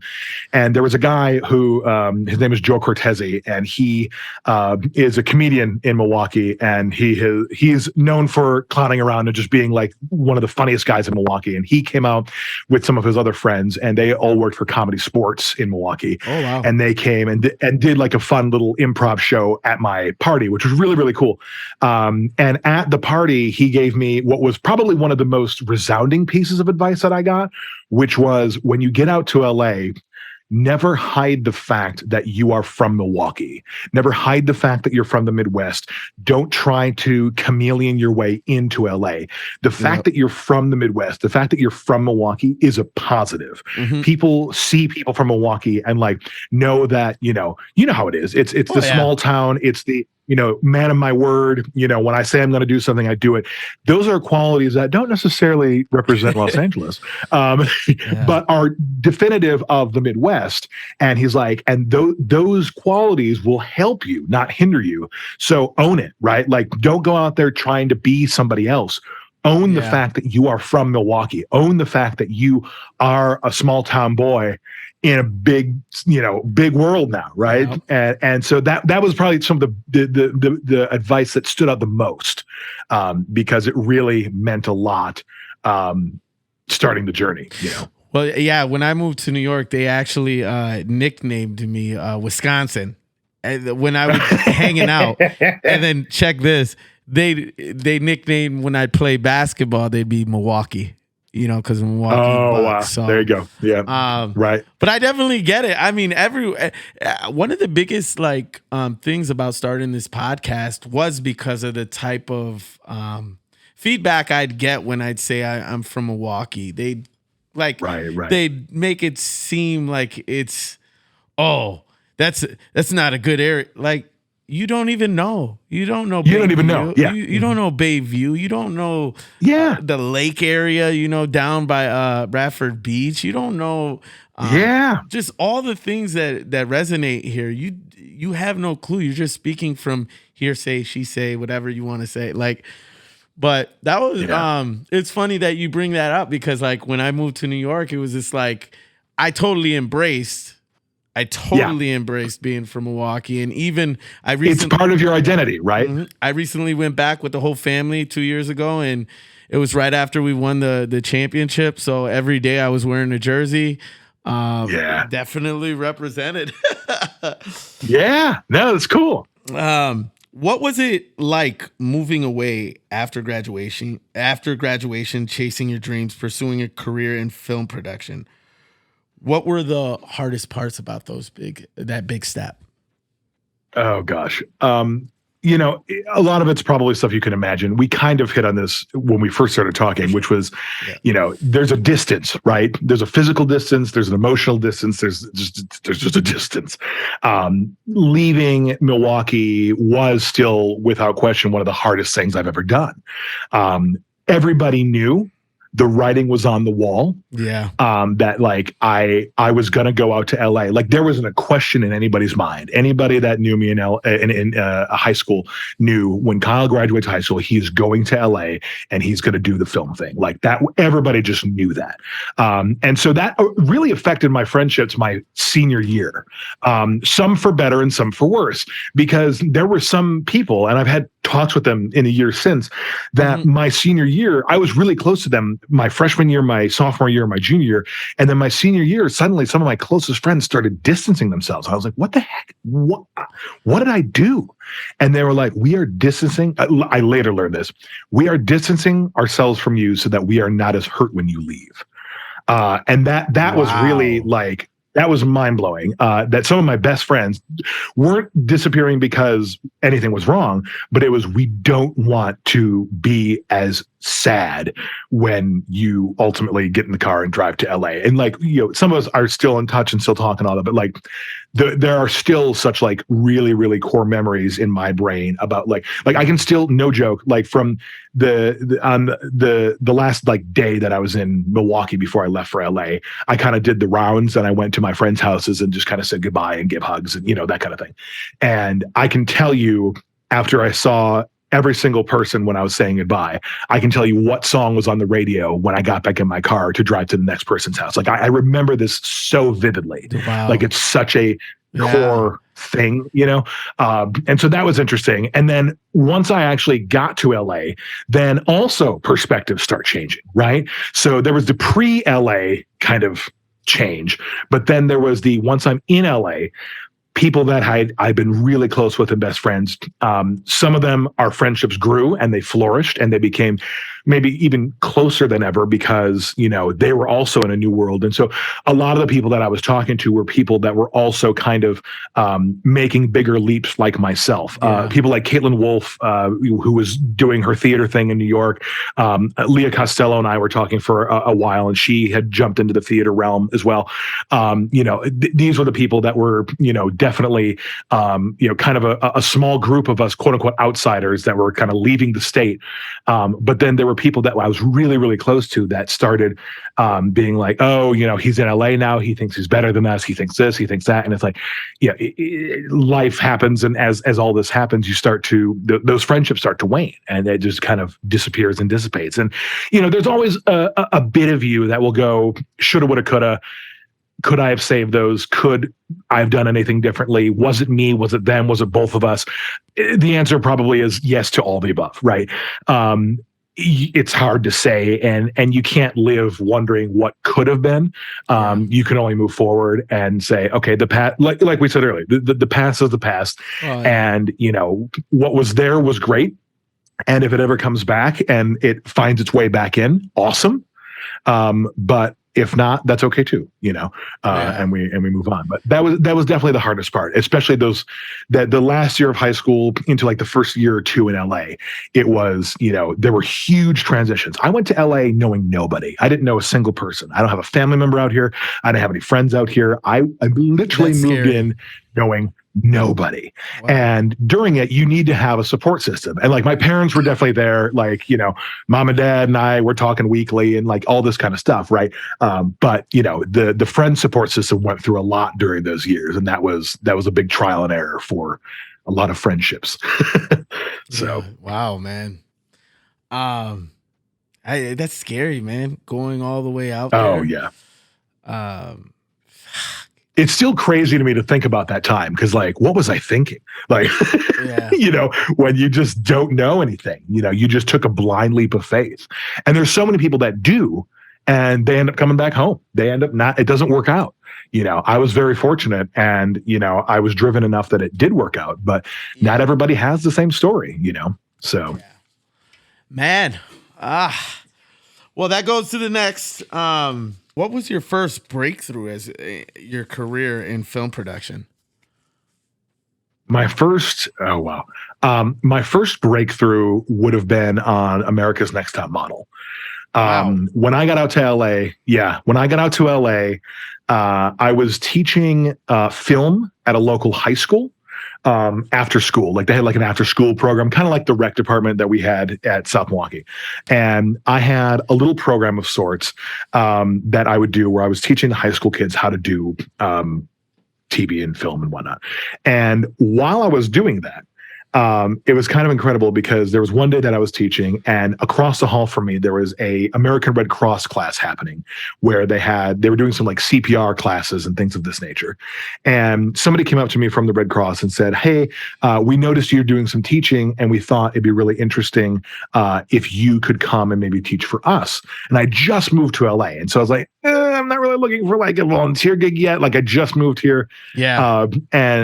And they were like, well, it would be paid and you'd get to go around to like some of the bigger places in LA. You get to go to Disney and Universal Studios and you get to teach at some of these iconic places. And I was like, wait, I could be at the studios. I could teach CPR at the studios. Damn. And so long story short, I went in, I interviewed, I got the gig. And so I was a traveling teacher with the Red Cross and I would teach CPR and first aid and all these kind of little courses. And I did a lot of them at the studios. And so I was meeting people. I was having my first experiences on studio lots, kind of going into the world that I really wanted to be in, but from a kind of tangential side door, if you will, right? Yeah. And along the way, I would occasionally get asked to do private classes. And the private classes would be you go to somebody's house because they don't want to do like the big class with a bunch of people. Yeah. And one of the first classes that I got called to do was a private class for Tyra Banks. And so I got invited to go to Tyra's house and teach her Holy cow. I'm sorry, but that right there. I got to teach Tyra Banks mouth to mouth. Somebody's got to do it, so it might as well be me. Yeah. And that was a big day for me. I was kind of manifesting going into it that like, I really want to have like a genuine conversation with her. I really want to be able to talk to her and just, if nothing else, pick her brain and get advice on like how to get into this world and this industry. And over the course of the day that we spent together for this Red Cross training, we had a lot of conversations. And she was like, well, why are you in LA? You're from Milwaukee. You said you didn't move to LA to teach CPR. And I was like, you're absolutely right, Tyra. I did not. Yeah. I came out to LA because I want to work in TV. And she's like, well, I have 2 TV shows, right? And I said, "Oh yeah, I'm fully aware, Fully aware. Yeah." And she said, "Well, why don't you come work for me? Why don't you come work on America's Next Top Model?" And I was like, "Okay, don't get your hopes up, Kyle, because like people say things and people talk, but like and I'll be darned if 2 weeks later her assistant didn't call me and say, "Hey, we'd like to offer you a job as a production assistant on America's Next Top Model," which is basically the bottom of the barrel. Like I'm getting the coffees for people on set and all that, but. Sure. I'm on set and I'm getting paid to do the thing, right? Yeah. And so that was the first breakthrough. That was it. That was like the iconic moment where it was, this is the foundation of which my career will grow. And so on that show, I went from PA to key PA to assistant coordinator to coordinator and kept moving up through the ranks. And so I was on that show from season like 14, 15 through 21. So I was on there for a good chunk of time. Wow. And then from there started going to other shows and kind of continuing up the ladder, if you will. But that was a defining moment. That was my first breakthrough. And it was all thanks to Tyra Banks and the American Red Cross, which is kind of a unique entryway.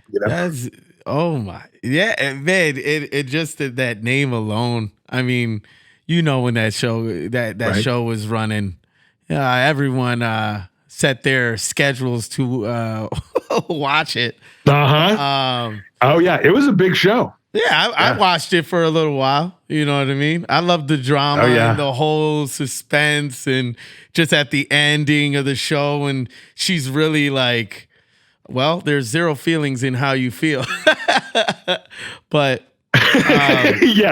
she was, no apologies, right? Like, no BS, yeah. But you've traveled to 10 countries. 10 countries. Mm-hmm. Over 10 at this point, I think. Yeah.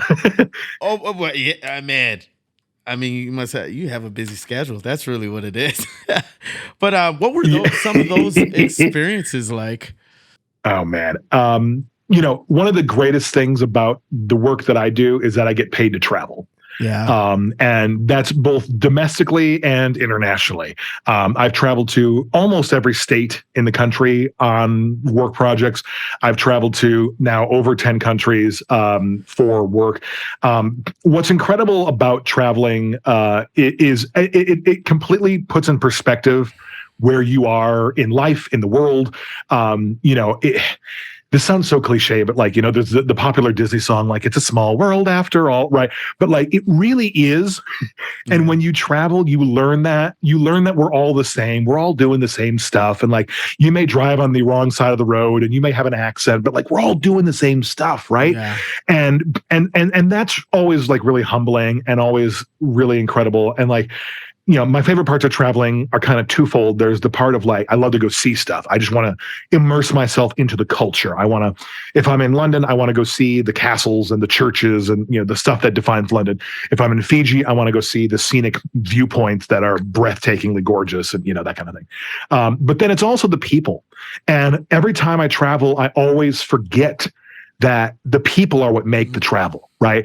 You go to places and you meet people. And for me, a lot of it is you're working with people. You work with these people day in and day out for months. And then, it's one of the hardest things about my job is that when you're on a show, you're living with these people basically 24/7, right? Like you're constantly on set with these guys and day in and day out, you're doing the thing and you're having a time of your life. And then the show ends and then you get on a plane and you go home. And you stay in touch, but it's weird because you work so much together and so closely together for a period of time, and then that just ends. And if you're lucky, you'll see them again on another show, and then sometimes you'll never see them again. But it is an interesting experience, to say the least. And so anytime I'm traveling, I'm constantly posting on my Facebook and Insta and whatever, like, hey, I'm heading to wherever. Is anybody in town? And more often than not, it's, oh my gosh, I'm going to be there. Or I'll be there the week after, or whatever. And so it's nice that I've been blessed in my career enough I know people around the globe that in most places I can run into people that I've worked with and have good relationships with, and that's really, really special. That's awesome. I mean, like, who gets to say that? Like, yeah, I'm a pretty popular guy. I can go around, but like, you go to a different country and they're like, "Is that Kyle Olson?" But well, through these, it's cool. It's really cool. Well, through these experiences and through your career, you've worked with a lot of celebrities. Who would you say are your favorites? Oh wow. Tyra definitely goes on the list, mainly because of the story I told you. Like, I owe a large part of my beginnings to Tyra. My origin story starts with Tyra Banks in LA. I had the chance to work when I was on Dancing with the Stars with Bill Nye, the science guy. You might know him from work like Bill Nye, the science guy. I think I just saw something. He just came out with something. He just came out with a new show called The End Is Nigh on Peacock. Wow. Him and I worked together on Dancing with the Stars. That was crazy. And it's crazy because, like, no offense to Bill, but I've met celebrities that are by Hollywood standards, quote unquote, bigger celebrities than Bill, right? Yeah. But he was a special one because, like, I grew up watching Bill. We grew up watching Bill Nye, right? Yeah. You watch him in class, and like, he was just this like otherworldly figure, right? And being with him on Dance with the Stars, they say in this industry that it's dangerous to meet your heroes because sometimes they're not who you expect them to be. And so you're scared, right? Because you're like, oh, if Bill Nye sucks, then like, this is not going to be pretty for me. Like, this is not, it's going to ruin the childhood memory, right? Yep. And so I was very apprehensive about meeting Bill, even though I was excited that he was on the show. And one of the very first days on Dance with the Stars, my main job was they have a dance studio where during the week when they're not filming the live show, they rehearse the numbers at this dance studio. And I kind of was the guy in charge of like kind of keeping the dance studio up to date. So I cooked, I cleaned, I assigned people to different rooms for the rehearsals. I did it all, right? I was kind of the one-man band that was assigned to the studio to kind of keep things going while the producers were working on the show and whatnot. And this was still earlier, in my career. And so Bill came in on one of the very first days, and he was introduced to his partner, who was a gal by the name of Peta Murgatroyd. Or this is one of the people. He was one of the dancers was Peta, and the Peta was like, "I'm so delighted to meet you, but like, I grew up in Australia. I have no idea who you are." Because Bill Nye was not an international show; it was a U.S. show.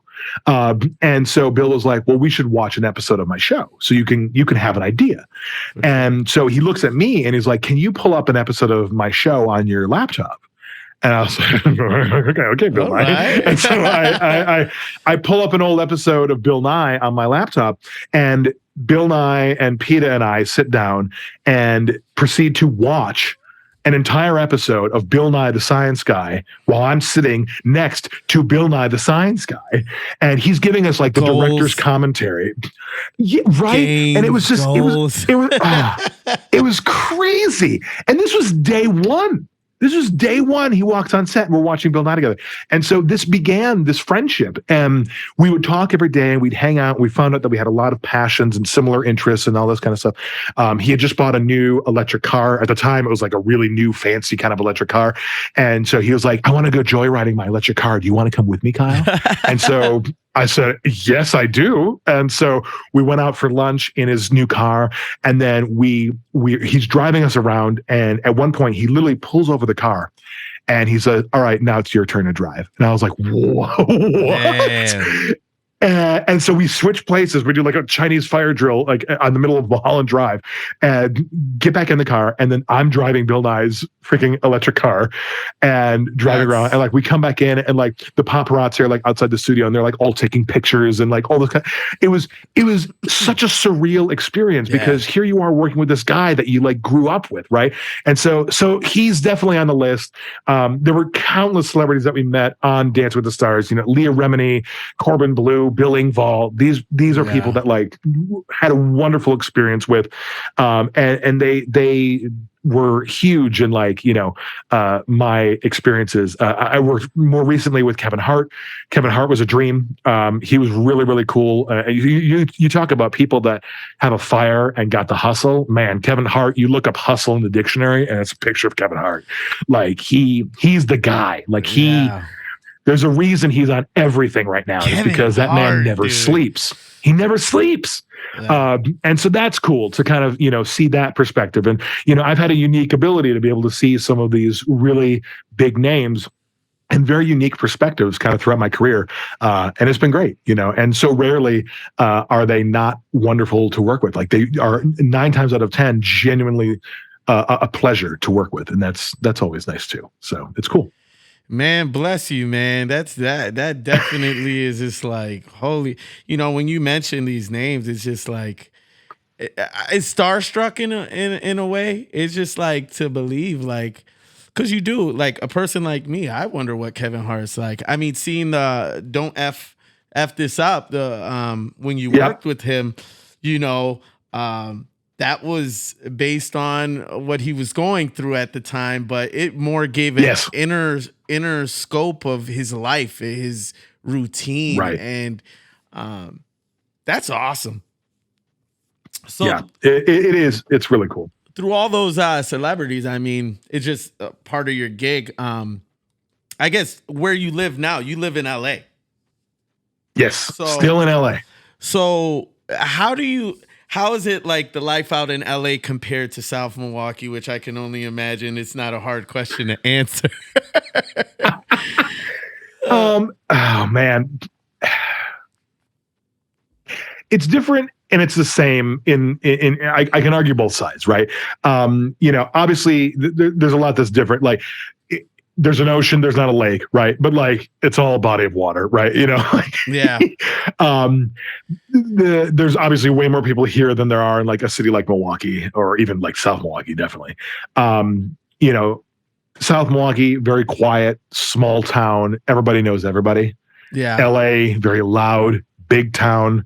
You are a very small fish in a very big pond, right? Yep. And that's kind of crazy in itself.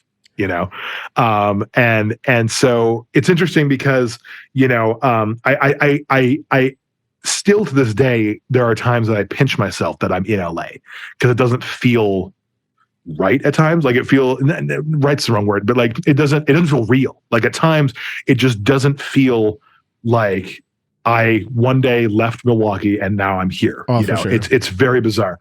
And you know, to that there also comes, and we kind of hit on this earlier, times where it's a detriment that I'm not still in South Milwaukee. I've missed out on things by not being in SM. It sacrifices, you know. It sacrifices, you know, like, for example, I didn't get to go to our 10-year reunion, the high school reunion, because I was busy filming a show. I think I was in Hawaii at the time filming a show. And like, you know, don't get me wrong, I'm not complaining about filming a show in Hawaii because it was great. It was really cool. But like, would I have liked to have gone to our high school reunion? Yeah, it would have been cool, you know? And so I think that's the big difference is that you when you're in Milwaukee, you can do the things, you can do those events and stuff. When you're out of Milwaukee, it becomes harder to do those things. And that becomes a constant juggle, right? Yeah. Of trying to prioritize and trying to, you know, make room for all those things to happen. You've won several awards, most notably Milwaukee Press Club Award, Letters to Ashley, Emmy Award for World War II documentary, The Last Signal. Could you talk about those projects and the awards you won and what they meant to you? Yeah. So Letters to Ashley was kind of my first quote unquote bigger documentary that I did. I've always loved documentaries because there are so many real life stories that we don't have to script. We don't have to make up. They're just stories in real life that we can go and find and follow. And so I've always had a knack for just telling actual stories of real life people going through real life stuff. Right. And so Letters to Ashley was an opportunity for me to tell a very deep story about one of my best friends. His sister was brutally murdered in her home just shortly after she graduated high school. And they still, to this day, haven't found the killers. And I'm actually working on a quote unquote, you can call it a spinoff, but it's a separate project kind of related to that documentary now. But it's interesting because this was a documentary that was obviously very deep, heavy subject. And it was a chance for us, and personal, right.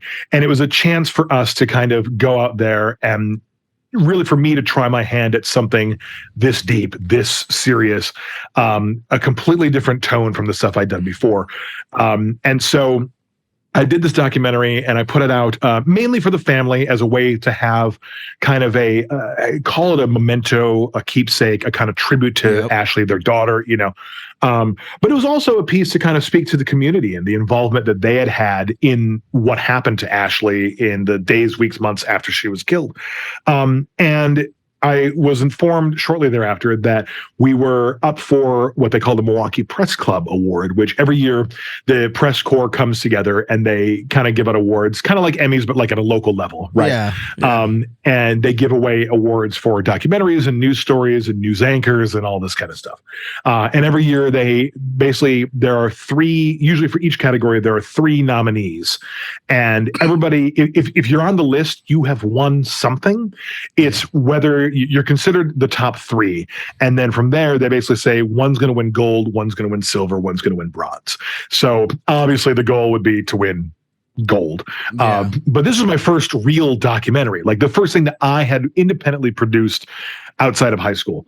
And, I went back to Milwaukee to do it, which was also special to go back to the hometown and kind of, tell the story. And so it was just, as they say in the industry, it was truly an honor just to be nominated. And it was. And I was up against some steep competition. I was in the category of best documentary. And one of the competitors was a documentary on PBS about the Beatles coming to Milwaukee. Wow. And so I was like, okay, well, clearly that's going to win gold. And then there was another documentary, I think it was like about Vietnam or something, that was also like this experienced filmmaker that had done it. And so I said, well, those are incredible projects. I watched them both. They were very well done. And so I didn't go home for the Milwaukee Press Club Award. I literally pulled the classic Hollywood move and I sent somebody in my place. And so I sent a good friend of mine, his name is Mac Bates, in Milwaukee, and I sent him to the show on my behalf and figured he would pick up my bronze platter and he could ship it to me, and that would kind of be the end of it. And still cool and still an experience and all that. And then the night of the award ceremony, I get a call from Mac and he goes, "You won gold." And I was like, wait, what? Are you telling me we beat the Beatles? And he's like, you beat the Beatles. Wow. They came in like second place, but you came in first. And that was crazy because this was like it's a PBS documentary with a team of like experience, like these guys, years, decades of experience. And I, coming out with my first real doc, had just kind of, taken the prize. And it was such a shock. But again, fueled the fire, right? This has motivated me. And so then it became, well, this was awesome. How do I do something bigger? What do I find next? And so I was on the hunt for a while. And then the next big documentary I did was called The Last Signal. And it was a World War II piece about two guys that were in the war together, that right after high school, they pretty much graduated high school and they jumped in to serve in World War II. They did a few years of service in the Navy on a ship called the LST-218. And after their time in the Navy, they both kind of went on to their lives and they went their separate ways, and that was that. Yeah. And 70 years later, one of these guys, now in their 90s, he's convinced that he's the last guy alive from his ship. And so with the help of his daughter, he posts something on Facebook to say, I'm convinced I'm the only guy surviving from my ship. Yeah. If anyone is out there that was, prove me wrong. And it went viral, and celebrities are tweeting this. Yep. Yeah, millions of hits, right? And finally, they find somebody that was on that ship. And after going through all the records, we found that these were the only 2 surviving members from this ship. And so they planned a reunion. And so I was one of the many millions of people that saw that initial viral post. Yeah. And I reached out to the family and said, can I do a documentary on this? Can I be a fly on the wall and watch this happen? Yeah. And they said, well, we've got a lot of competing offers. Good Morning America's interested in the Today Show. And I said, sure, that's fine. I said, here's the thing. The Today Show, Good Morning America, they're all great. They're going to come in. They're going to do a 2-minute piece. It's going to be right before the weather. They're going to say, look at this cute little, veterans reunion. And then they're going to leave. And then you're never going to talk about it again. Oh, wow. I'm in this for the long game. I'm in this for a deeper, more meaningful story, right? I'm in this for historical legacy style value, sure. right? Homage. I mean, and I was like, I want to be the fly on the wall. I want to be, there, and I want to hear them tell their stories. And I don't just want to be there for a soundbite and a hug. I want to see it all play out. And I want to set the table beforehand and talk about the experiences that they had in the war and watch them in real time in today's day. And, when they're both in their 90s, reminiscing about this very iconic time in American history. And eventually the family said, yeah, we've talked about it as a family, and your pitch is absolutely the pitch we want to go with. Like you're doing this the right way. And we knew this was going to be a slow burn. This was a self-funded project. This was not backed by a studio. Wow. This was Kyle Olson and a camera and a few of his friends that I'd met throughout the years going out and making a doc. That's beautiful, and man. So it was amazing. And it still is one of the greatest experiences that I've had to date. And it was so enriching and so rewarding. And when the film was finalized, we did like a premiere back in one of the hometowns of one of the vets. And that was when we knew it was like, we've got something special here. And so we sent it to a bunch of festivals. A lot of festivals declined it. And then there was a festival in Normandy called the Normandy World War II Film Festival. And for the 74th anniversary of D-Day, they invited us to come out to France and premiere this film. Wow. And the cast of Band of Brothers was going to be on hand as the judges, which was huge for many reasons. And so that's how we premiered this documentary that I had like made with my friends, right? Yeah. And so we flew to France, premiered this documentary in a house full of what were mostly French people, obviously. Mm-hmm. Yeah. In a film that is in English with no French subtitles. And at the end, we had people coming up to us that only really spoke French, and they would pull out their Google Translate apps on their phones, and they would talk in French on the app, and it would spit out the other side, the English equivalency. Sure, yeah. And they would say things like, we didn't understand like the dialogue, like every single word that was said, but even after watching your film and not understanding the words that were said, we understood everything that happened in the film. Like we totally took away the story. And I get goosebumps saying this story because like it was such a takeaway. Like it was such a moment. And that was like, well, can't get better than that. Like we just did it. Yeah. And then we got another call, and it was San Diego wants to do our US premiere. And so we go to San Diego, to Navy Pier, San Diego, and we have our US premiere. And it's like another incredible, even bigger packed house. There's Q&As. It's just incredible. Well, can't get better than that. And then we get a call in LA. We want to do an LA premiere. Okay, well, we do an LA premiere. And then after that, I started reaching out to the local stations, and I started reaching out to PBS affiliates around the country saying, would you like to take our documentary and air it. And traditionally speaking, you're backed by a studio, and this is a very easy thing. The studios kind of handle it. But when you're an independent thing, you got to kind of do the legwork yourself, right? Yeah. And it's weird because like my day job, quote unquote, is to work for all these studios for all these big shows. But then this is kind of my side hustle project, right? Yeah. So I'm just kind of out on the weekends, just sending emails to all the PBS affiliates around the country saying, do you want to air my little documentary? And there was this one guy that responded to me and he said, thanks for sending your documentary. We'll look at this somewhere in the next 12 to 24 months and we'll get back to you. Mm-hmm. And I was like, cool. Like we were kind of hoping that maybe somebody would bite by Veterans Day. And this guy just said that at the earliest, they're going to look at it in 2 years. Like, and we were kind of defeated. And then that night I get a phone call and it's from the guy that had sent the email earlier.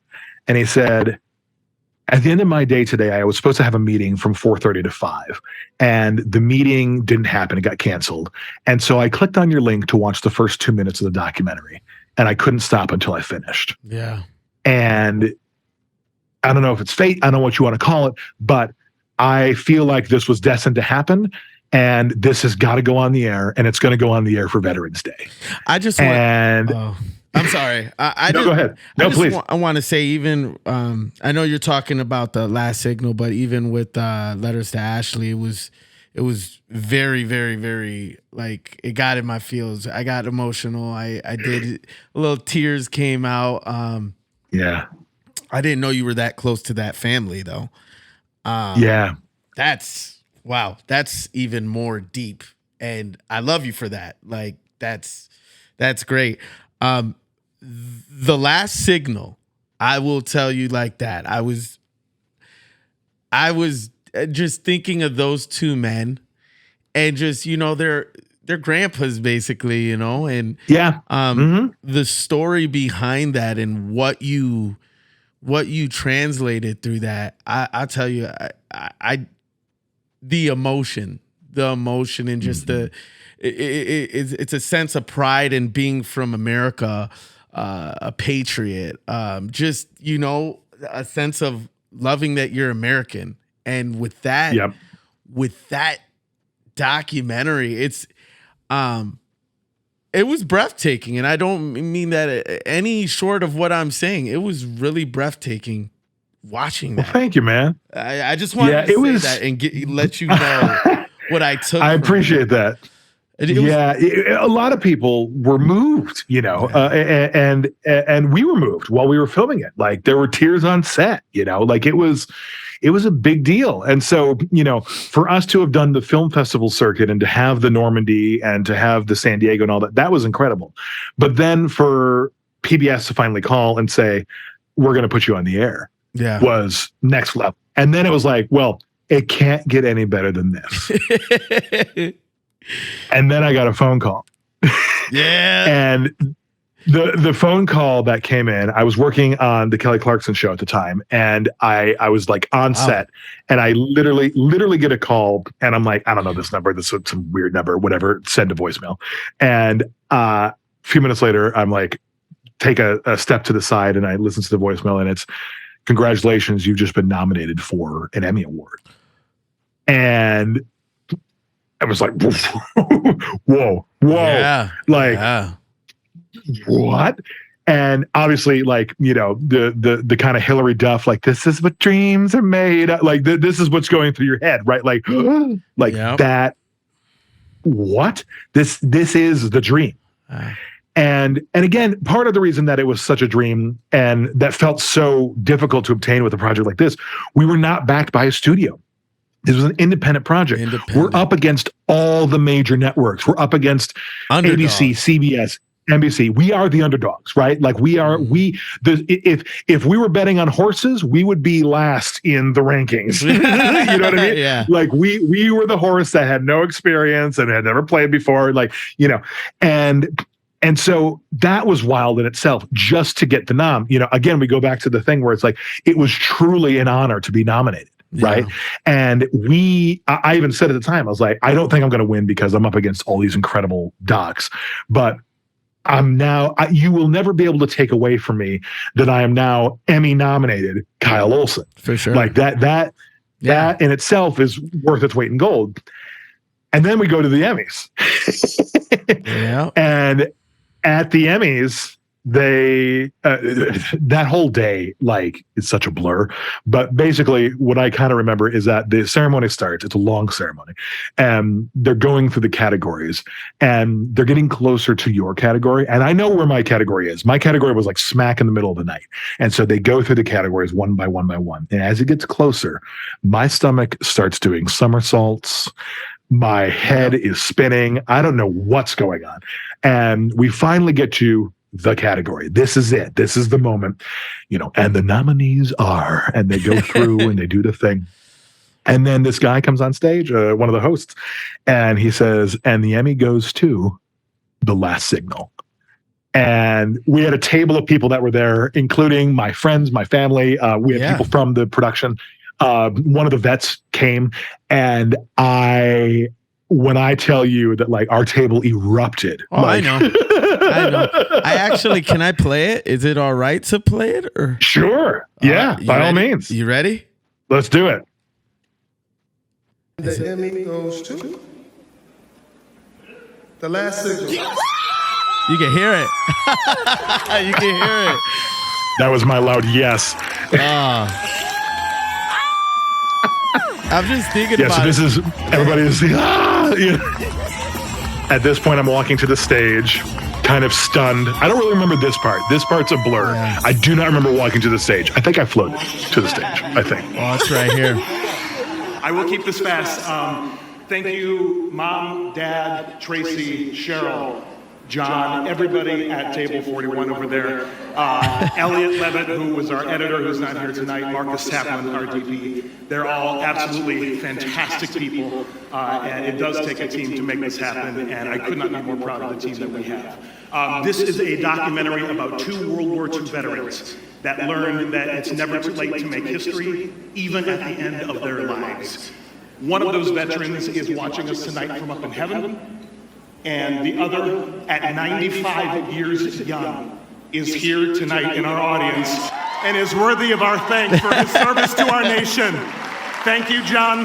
World War II hero, hometown hero, John Heimsoff. There you go, Kyle. Man. That was a cool moment. Which you can't see obviously with this podcast, but that when I was saying that, the audience erupts into huge applause, and there was a standing ovation, and it was the first standing ovation of the Emmys that night, which was very cool that it was for one of our guys. Can I just do this for you? And well deserved. Can I just do this for you?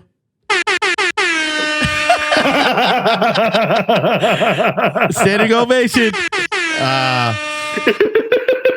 You should take pride in that, man. I mean, that's an accomplishment. That's not like no local like me or anyone around gets to say, "Hey, I'm an Emmy winner."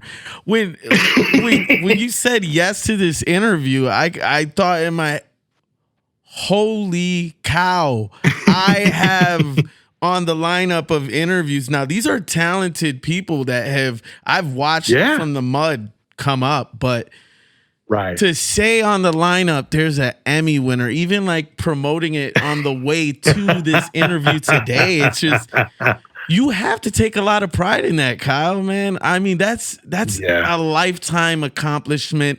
Not many get to say as far as the norm or the locals and norms and man, I'm proud to say, hey, I went to school with this dude. I'm proud to say that. Well, I appreciate that. Well, he still considers me someone to talk to. No, that's really kind of you. Wow. Yeah, I mean, it is like a lot of what was cool about the Emmy. Obviously, winning the Emmy is cool. Don't get me wrong. And it was cool because, like you said, like we were the underdogs, right? Yeah. But one of the most beautiful things about winning the Emmy was all the people that kind of came out of the woodwork, and that were just genuinely proud and happy for me. And reached out, like yourself, and just, wanted to give their best wishes and wanted to say, hey man, we've been watching you since high school and we think it's really cool what you're doing, and that kind of thing. And that really meant a lot. That was really, really cool. And it's something that sticks with me even now. Like that was, because again, like I did lose a lot of that after high school. I lost touch with a lot of people that I went to high school with and that sort of thing. And so to be able to have a little bit of that from this experience was really nice. It was really touching. That's awesome. So, I got to say once again, that's something to be proud of. And I'm proud of, I'm just like, someone from South Milwaukee. The pandemic hit hard. A lot of people went without work, especially during the lockdown. How did that affect you? And if you can, what are some positives that came from it? Because a lot of the time people want to talk about, well, it was bad. It is. But I mean, in a sense, you got to hope for something good to come out of it. You know what I mean? The pandemic was wild for me because I worked more in 2020 than I think I've ever worked before. Yeah. What's crazy is that it kind of redefined how you could work. And in our industry is one of those few industries that like you have to be at work. You can't work from home and create a TV show or a movie. You have to be on set, right?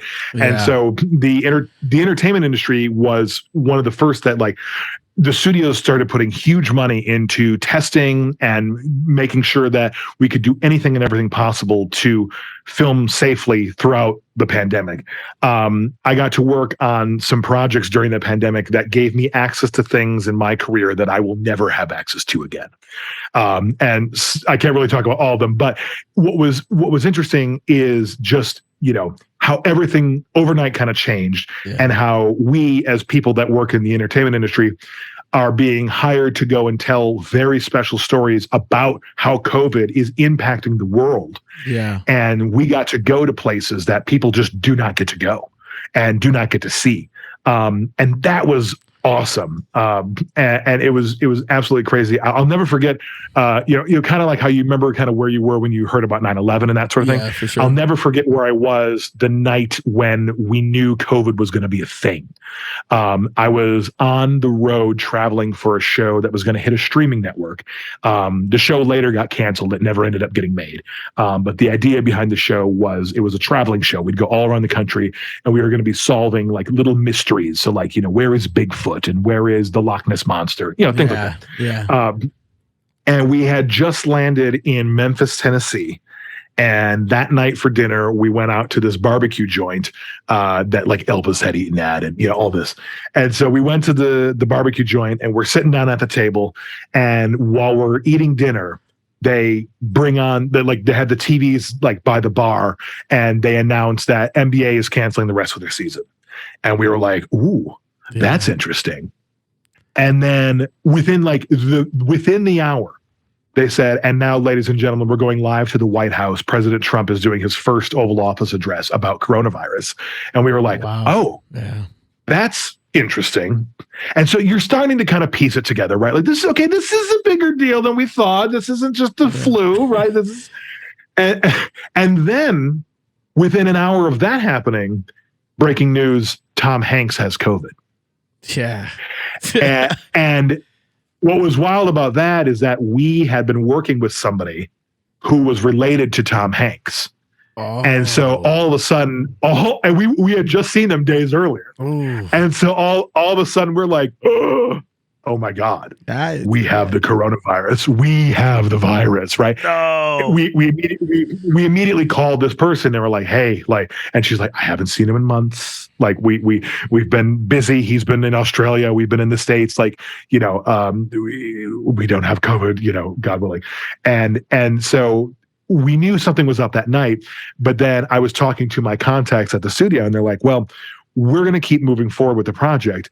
The only way we're going to cancel is if they start like shutting down the theme parks and things like that, because, that's when like the sign that like something's really going on, right? Like, there's been like, I think 8 days in the history of Disney that they like closed the parks. And like, one was like the day that like JFK was shot big life altering events. Right. And the next day I get like a breaking news alert on my phone that says Disneyland and Universal Studios to shut down for 2 weeks. And immediately my representative from the studio calls and is like, we're pulling you guys off the road. We got to get back to LA. And so after a bunch of, trying to figure out how to get flights and get out of there and all that, we finally got back to LA. And the first 2 weeks was like everybody just trying to figure out, what do we do now? What do we do? And then started coming the calls. Hey, I need you to tell our story. We've been affected by the pandemic. Hey, I need you to tell our story. We've been affected by the pandemic. One of the most heartwarming pieces I worked on during 2020 was a project that is on HBO Max called Homeschool Musical. Yeah. And it was really cool. It was a project that basically a bunch of seniors, their senior year of high school, that were in theater, obviously missed out on their big opportunity to have their senior musical, right? And so in the height of COVID, we were like, what if we gave these kids an opportunity to actually have their moment, their 5 minutes of fame? And what we did was we had to do it within the restrictions of COVID. So it was a lot of like filming in their front yards or filming in a park or like, whatever it was. And we had to be like 100 feet away because this was still before the vaccine or anything, right? And so we set it up so that we could kind of remotely film these kids, or from a very large distance film these kids performing their senior musical numbers. And it was so cool and so rewarding. And obviously, you do something like this and it was incredibly like a feel good kind of thing. Oh, for sure. But it also makes you, it makes you think like, gosh, I'm so glad that like, what would we have done? Yeah. If this was my senior year of high school, I don't know what I would have done. That was a life-altering event that like, would I have gone to LA? Would I, you start to think and like, and I even talked to my parents about it and they're like, we don't know what we would have done. Like nobody know. And so my heart just went out to those people that like had to deal with, everybody during the pandemic had to make tough choices. Right. But, parents of young kids and teachers, especially, and obviously the medical community, for sure, but like had to make incredibly difficult choices. And it was such a pleasure to be able to highlight a lot of those stories during that year. Yeah. That became such a defining moment in what will obviously go down as history, right? And yeah, that was really special. And that was a huge, you look back at it now, even though it's only been a year or two, and like that was a huge positive. Like that was a huge opportunity to be a part of something that was bigger than ourselves. And that was really, really cool. Yeah. That is awesome, man. I actually, my son was born in the midst of it. He was born in April. Wow. It was right. So I actually, right after. Yeah. Thankfully we had an emergency fund that we had. So I saw it was only best I took off and, we were able to manage, make it through. Yeah. Make it through. My youngest Arlo, when we were in the hospital, you couldn't leave your room. It was just, right. You get what I mean. Oh yeah. But a positive that came out for me was the birth of my son and just, you had a son. Yeah. and really having, I got to spend time with my family. So more time than you had before. Yeah. Oh, for sure. And that's a lot of it, right? That year I actually went home to Milwaukee in 2020 more than I had the last 6-7 years combined. Yeah. Because I had the opportunity to work remotely and to work from home. And so I would go home and hang out with my parents and, spend time with mom and, that kind of thing, because it was, an opportunity where you could do that. Yeah. So that was cool. That was very special. All right. What have you been working on recently? Yeah, here we go. A little sneak peek behind the curtain, right? One of the most recent things that I'm working on. There's a few that I'd have to kill you if I told you, but One of the most recent things that just started airing was, of course, HBO Max's House of the Dragon, which is very, very cool. Yep. And then outside of that, I actually have been working on a podcast that is a bit of a spinoff of the Letters to Ashley documentary that we did years ago. That is basically setting off on a true crime podcast journey, because it really is. Journey is the best word for this, of trying to put the pieces together and solve the puzzle of who did this incredible, heinous murder to this innocent 19-year-old gal from Milwaukee. And it's been a labor of love and a project that has been kind of working in the background and the back burner, if you will, for the last few years. This has been years in the making. But it has been, while it has been one of the most challenging projects I've ever done, it's also been one of the most fulfilling. And I'm really excited for it to come out. We are aiming for it to come out before the end of this year, which is great. And so I'm looking forward to getting out the full story. You always hear the news clips and they tell a 2-minute story, and that's kind of all you get for the year. But this will be an opportunity to go even deeper. And what's nice and exciting for myself is it's something that's a little outside of my comfort zone. Obviously I tell stories kind of for a living, and like I've done a lot of documentaries. I've never done a podcast, despite people saying from a young age that I've got a voice for radio. And so you're doing great. This will be a neat. Thank you. This will be a neat opportunity for me to kind of expand and just kind of discover something new in my own portfolio. While also doing something that's a cause near and dear to my heart. So as people are listening to this podcast, I hope that they will check out my upcoming podcast. We've got a website, loveandjusticepodcast.com. The podcast will be called Love and Justice. We've got a Facebook page and all that as well. But it'll be coming out this year, and we're really excited to get the word out, get the story out, and ultimately we want to get people talking, because it's been over 12 years since this murder happened, and it's about time we solve it, and not just for the family, and not just because she deserves justice, but because the community deserves a bit of justice and closure as well. So I do want to, off of that, want to let you know the cool thing about like these interviews I do even when whoever I interview, even after the interview, when they have new things coming up, I do advertise that. So let me know.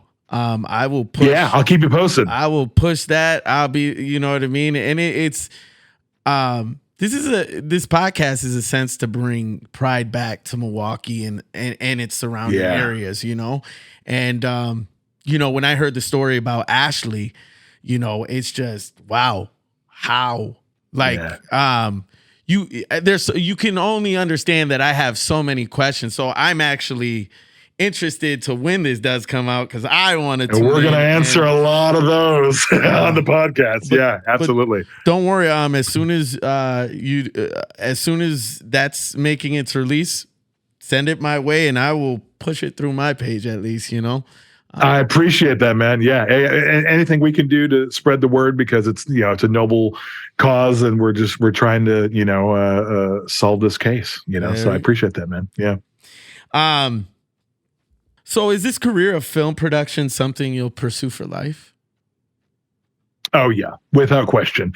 This is ingrained in almost every fiber of my being, right? Like, people know me as the guy that is making films and TV shows, and I consider myself first and foremost a storyteller. This is what I love to do. I love telling stories. I love doing it through a visual medium, and pushing boundaries of other ways we can tell stories as well. But this is it. This is I am full in. The whole deck is here. And it has been a huge part of who I am, and will continue to be a huge part of who I am as I move forward in my career and in my life. Because it's always been the dream, and I'm one of the fortunate ones that can say I am actually living the dream. You are, and I never take that for granted. There are a lot of people in this industry that we go on set And anytime we're on set, I will get excited. I get excited just like today. I will be just as excited to go on set as I was the first time I walked on set. Right.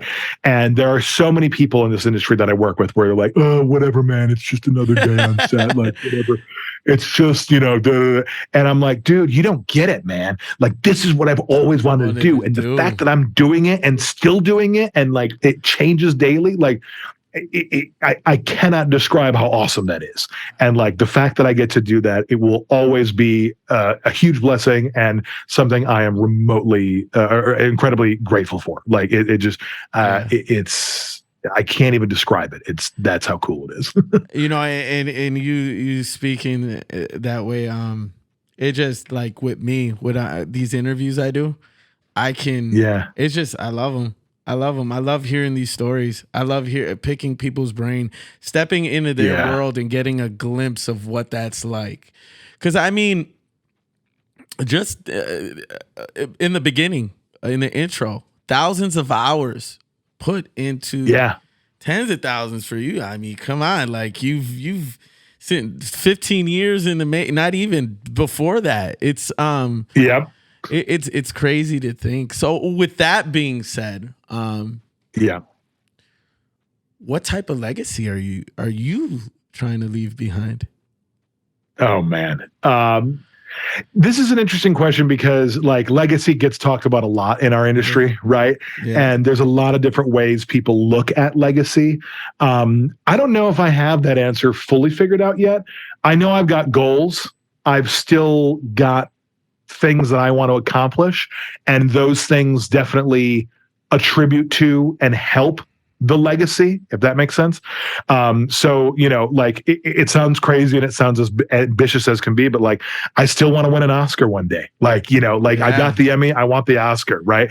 And I would love to have a star on the Walk of Fame one day. And like, that doesn't mean I want to be famous like Tom Hanks, because I actually don't want to be famous like Tom Hanks. I have no interest in being as famous as Tom Hanks, but I want to be, known and respected for my career. I want people in South Milwaukee when they go to the high school to be like, oh yeah, there was a guy that graduated high school here that, went off and, became one of the most respected and, maybe even well-known storytellers of a generation. Like, those are the things that like, ultimately mean a lot to me, just being able to kind of pass the torch for stories. Yeah. I look at any project that I take on as an opportunity to archive a moment in time. And the projects that I love the most are the ones in which something very special happens that maybe not everybody heard about. The Last Signal is a perfect example of this, right? Yeah. Like there was a very special reunion that happened that like it never made news, it never made mainstream, but like it's this very special thing that happened that like I'm so glad to have captured because people are better off for having seen it and experienced it, right? Yeah. And so I look at that for every project I do is like, how can I find a way to encapsulate something here that is a time capsule so that when people go back to this years later, they can look at this, they can watch this, and they can say, wow, that was a really special thing. That was a really special moment in time. And even going really back to 007, my senior year of high school film, in and itself, that also checks that box, right? Of this is something special and something different, and something that you can look back at years later with a bit of reverence and fondness and memories and nostalgia and all that kind of stuff. So that's I think a huge part of the legacy for me is like I just want to keep doing that. I want to tell the stories and get it out there, and I want people to continue telling me their stories so that I can go out and tell more stories myself. Like you, like this in itself is storytelling at its finest, right? Yeah. And so trying to find the best ways to do that is all that I love and am passionate about and have been and will continue to be. So who knows, man? I mean, they got the PAC. One day they might say, hey, let's rename this to Kyle Olson. Hey, manifest that, dude. Manifest that, dude. You start thinking. It's funny when I got invited back in early 2020 to South Milwaukee to film a commercial for the city of South Milwaukee. Yep. Okay, yeah. Yep. And we filmed a bunch of it at South Milwaukee High School. Mm-hmm. And while we were there, I think you might remember when I was in high school, I refounded the AV club that we had at the school. It had been the first time since the 80s that we had the AV club back in South Milwaukee High. Yeah. And during my time, in my 1 year, I had helped work on getting a grant as a senior, or I think I was a junior at the time, with some of the teachers. We got grants because we were able to convince some people to give us money to buy film equipment and like editing stuff and whatever. And we made when I say it was a film studio, I mean, we're talking like it's not the film studio of my dreams by any stretch, but it was a studio and it did a thing, right?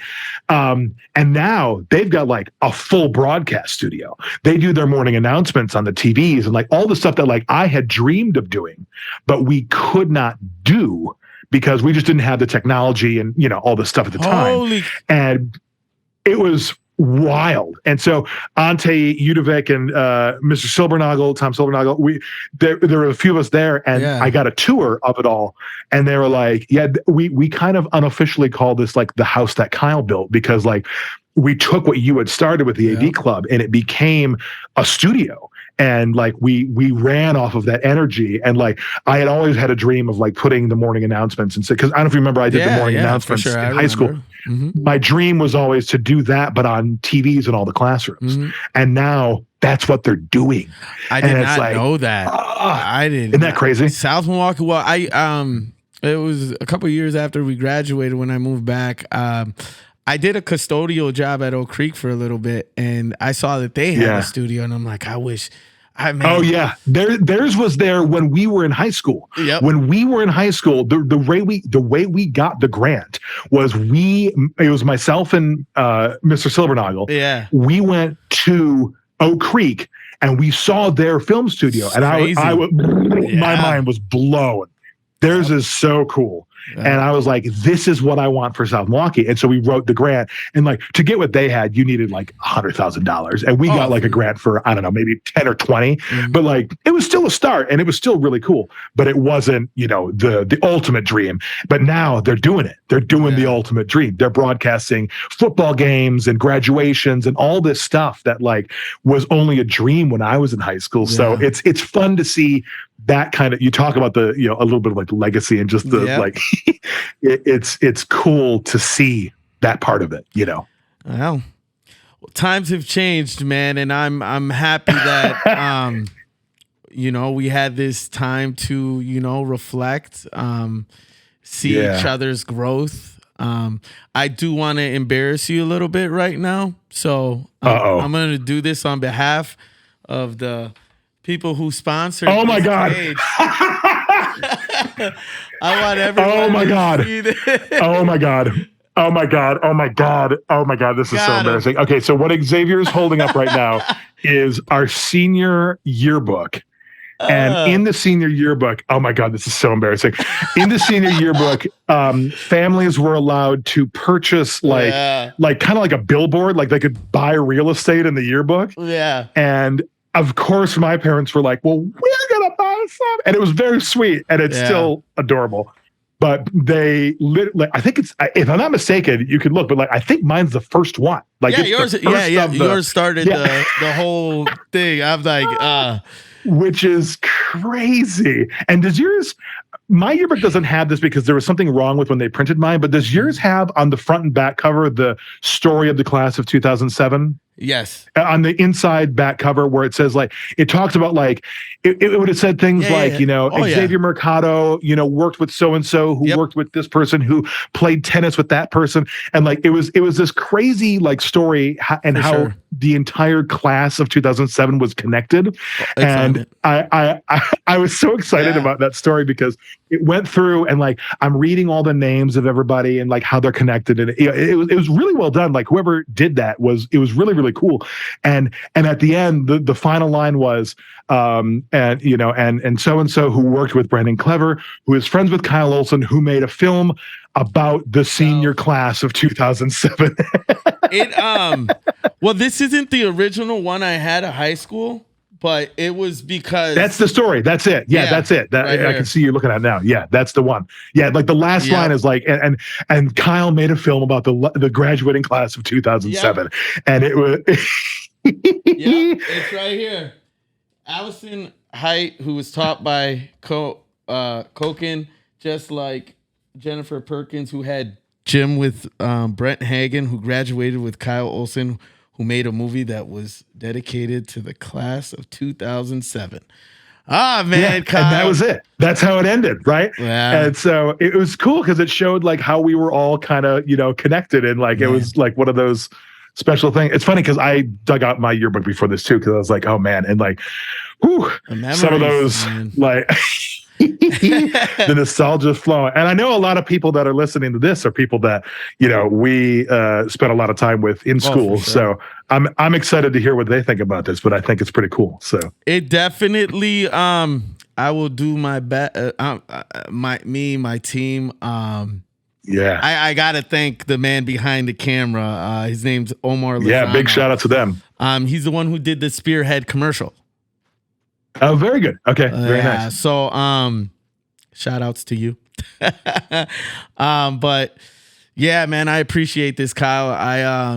I want you to understand you have a friend in me for life, and I wish you nothing but success in any endeavor you do. I think the sky is an understatement for you because you're basically galaxies away now, but I'm very proud to say I know you a bit better now, and I'm proud to also say that I was able to, just express to you, I cringe at the past, but I just growth, So I'm happy that you came on here. I am actually going to make the outro your Emmy speech, and with that. Wow. Thank you for coming on. I really appreciate it. Thanks, man. It's been a pleasure. It's been really fun. This has been a nice trip down memory lane. Man, you the man. All right, Kyle. I'll talk to you. Thanks, buddy. The Emmy goes to the last signal. Thank you, Mom, Dad, Tracy, Cheryl, John, everybody at table 41 over there. Elliot Levitt, who was our editor, who's not here tonight. Marcus Taplin, our DP. They're all absolutely fantastic people, and it does take a team to make this happen, and I could not be more proud of the team that we have. This is a documentary about 2 World War II veterans that learned that it's never too late to make history, even at the end of their lives. One of those veterans is watching us tonight from up in heaven, and the other, at 95 years young, is here tonight in our audience and is worthy of our thanks for his service to our nation. Thank you, John. World War II hero, hometown hero, John Heimsoff.